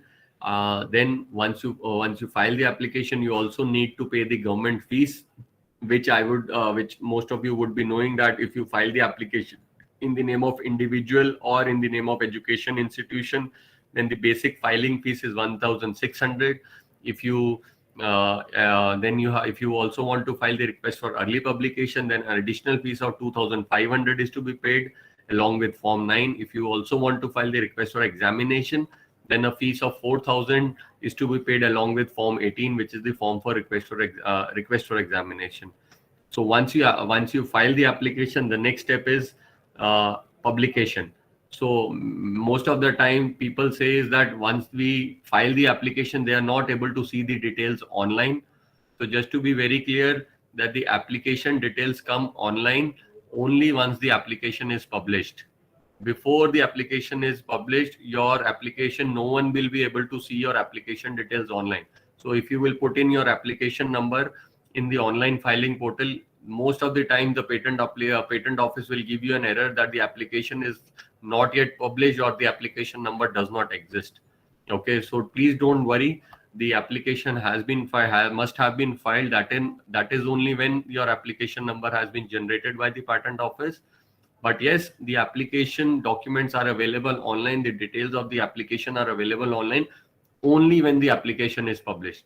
So by default, as I told you, the application gets published after a period of 18 months from the date of filing the application. However, if you want to get it published, you need to file a request for early publication. And generally, once you file the request for early publication, your patent application gets published mostly within 1 to 2 months as an upper limit. There have been cases where the application gets even published even within the 1 week's time as well. But yes, depending upon the backlog, depending upon the cases with the patent office, I'm just giving you a upper limit that within 1 to 2 months, most of the application gets published. So once the application gets published, then your application is open for pre-grant opposition. By publication, we mean that the details of your invention are not now available to the public, but once it is published, so it opens the pre-grant opposition. A pre-grant opposition can be filed by any third party who does not want your application to be granted. So any person who sees that, okay, you have filed an application and he feels that your patent should not be granted for any reason that have been prescribed by the law, he can file a pre-grant opposition. Okay, so then once the application is published, then it is your duty to file the request for examination as well. You can do it even before the publication, as I told you, even at the time of filing. So once it is published and you have also filed the request for examination, which is to be filed within 48 months, then your examiner will review your application, which we call it as the examination process will start. When the examination process starts, the examiner will issue a first examination report. In my experience, based on my experience, I would say most of the cases always get a first examination report in India. There are very rare cases that the application gets a grant, straight away grant, without issuance of the examination report. So once the examination report is issued, you need to file a reply to the examination report. Once the reply is filed, the examiner will consider your reply. If it is found to be satisfactory, your patent grant will take place, and thereafter your patent would be published that your grant has already taken place. So once it is granted, then also your patent can be opposed by only the person who are interested in your invention. So we call it as the person's interested person, and that can be done for a period within a period of 12 months from the grant, and the grounds of opposition are listed in the law. So this is a brief flowchart of your patent life cycle. I would say now we will be covering the examination and the grant process in the coming slides. So as I told you, the patent application shall automatically gets published after a period of 18 months from the date of filing the application. However, if you wish to expedite the process of early publication, then you need to file the Form 9 by paying the required fees, which is 2,500 for an individual or an education institution. After the publication of the patent in the journal, any person can access the disclosure, and thereafter, if any person wants to oppose your application, they can do it. They can file a pre-grant opposition by filing Form 7A. So it is, as I told you before, it is not mandatory for you to file for request for early publication, but yes, it is always recommended if you want your patent grant process to take place quickly. So next is the examination of the application. So the examination has to be, request for examination can also be made at the time of filing, or the maximum time limit to file the request for examination is 48 months from the date of filing the application or the date of priority, whichever is earlier. Then once the request for examination is filed, the patent controller will send it to their respective examiners, who will conduct an examination, and they will issue a report, which is the report here we mean as the first office action, or we call it as the first examination report, is issued by the Indian Patent Office. You can also, now as I told you before, in India we have two types of examination. One is normal examination and the other one is expedite examination. Under the normal examination, the Indian Patent Office is tentatively taking a time period of about 2.5 to 3 or 3.5 years. Earlier, the time period was even higher. It was taking about 5 to 6 years also, but for the last 2-3 years, the Indian Patent Office speed has significantly increased due to hiring of more examiners, more controllers, as well as more system has become online, more digitization have taken place. So the grant process or the process of examination has significantly increased, and it has become much better in comparison to, I would say, 3 to 4 years back. Now the patent is generally getting granted within 3 years, but yes, if you want to further expedite the examination process, then I would say you file the request for expedite examination by filing Form 18A.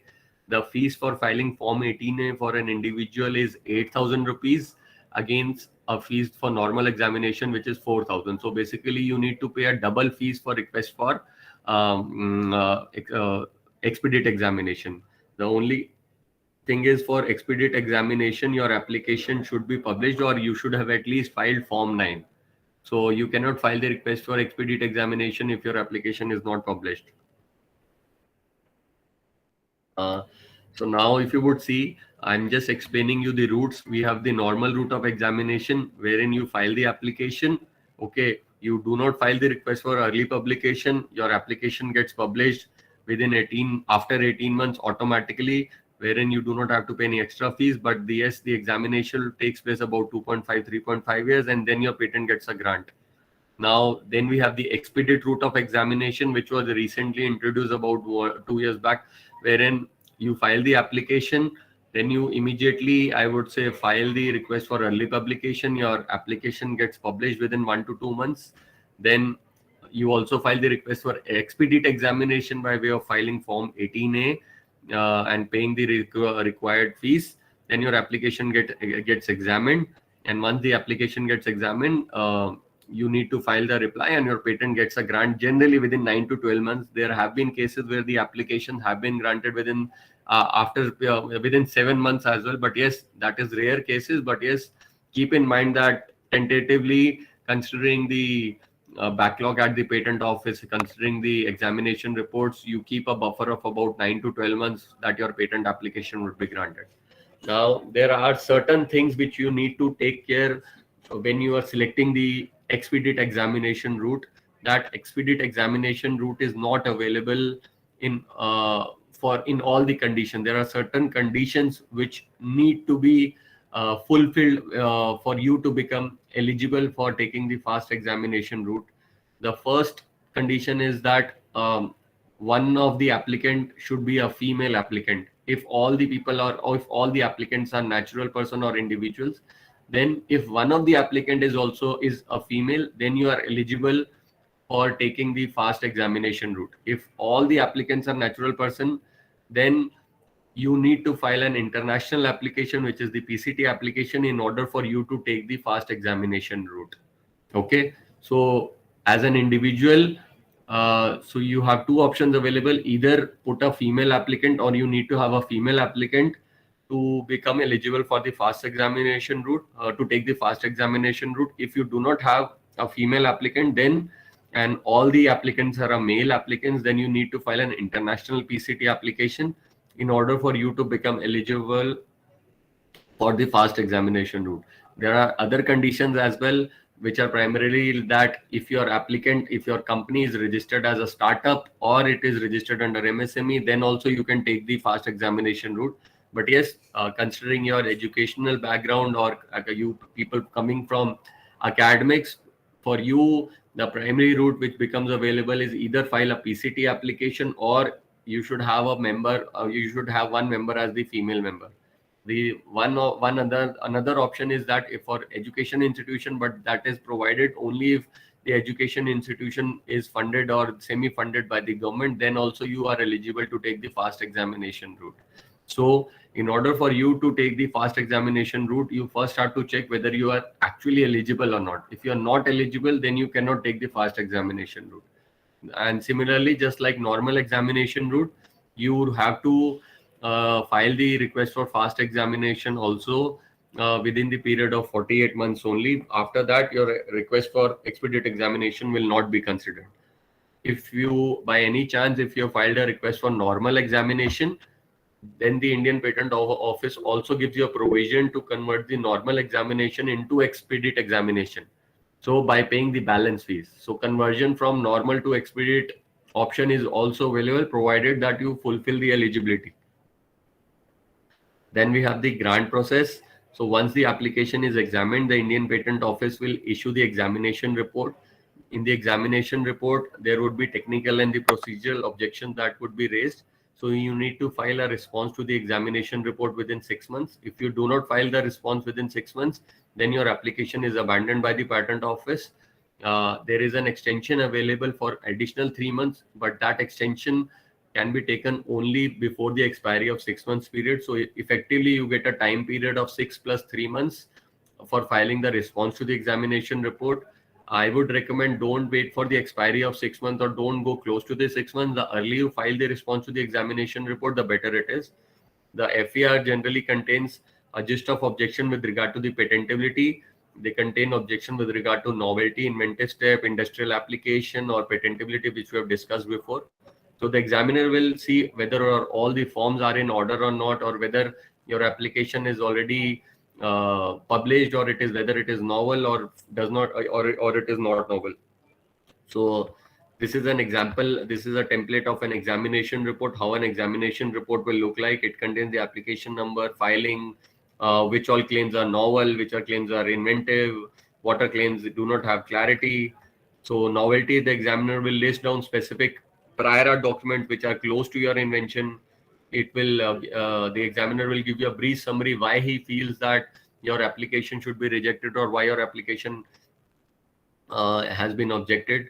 But please be clear that issuance of an examination report does not mean that your application is going to be rejected, or I would say granted. The examination process is a standard process, which I would say it is raised in all the cases. So just don't worry that an examination report has been issued and there have been so many objections. Most of the objections, and I would say standard objections that are raised in most of the applications, and those objections can really easily be taken care. So just don't worry that an examination report has been issued in the case. The examination report can be duly handled if you know the clear answer and if you know the patent law very thoroughly. So this was an example of the examination report. If you would see, there are other requirements, some procedural objection which are issued in the examination. And what happens is once you file the examination report, there is a chance that the examiner, if he has some more objections, he will issue a subsequent examination report. We call it as the second examination report. Or sometimes the examiner gives you an opportunity for hearing, wherein you need to meet the examiner either via personally or via online hearing, wherein the examiner will give you a specific time period and the date wherein you have to attend a hearing with the examiner. And thereafter, once you attend the hearing, you get a time period of 15 months to make a written submission based on the discussion you do during the hearing. So once the hearing is done, the the examiner will take the decision either of grant or rejection. So this examination report and the hearing these are the standard processes by the patent office. Just do not worry that these things are happening in your case.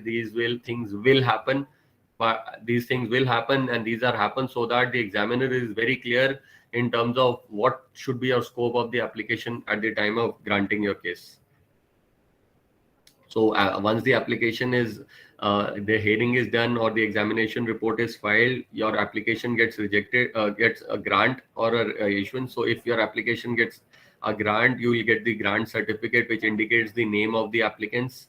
The patent is granted for a period of 20 years. Once the patent is granted, thereafter you have to pay the government the renewal fees for the next 20 years. But yes, you also open the ground for opposition, which is known as a post-grant opposition, but that can be filed within the 12 months from the date of the grant. So this is a sample grant certificate, the Indian grant certificate, which contains the patent number, application number, date of filing, and the name of the patentee. So the patentee is the entity or the group of individuals in whose name the application is granted. So this is a this is a sample certificate. So this is all about the patent grant process. What we do at Ideas to IPR, we take care of all the IP, patents, trademark, designs, copyright, starting from the patent search process till from drafting of the application, filing, grant, and making sure that your patent gets a grant, and handling the litigation part as well. So any of you, if have any doubts with regard to anything, I'll be more than happy to answer. So next thing is the questions part. So if any one of you have any question, just feel free to ask me.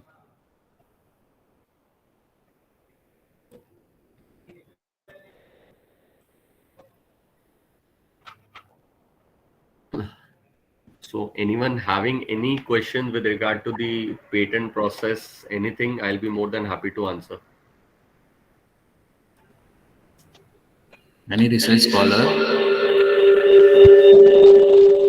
anyone want to ask anything with or want to share anything with sir, or have any queries, you can just ask sir.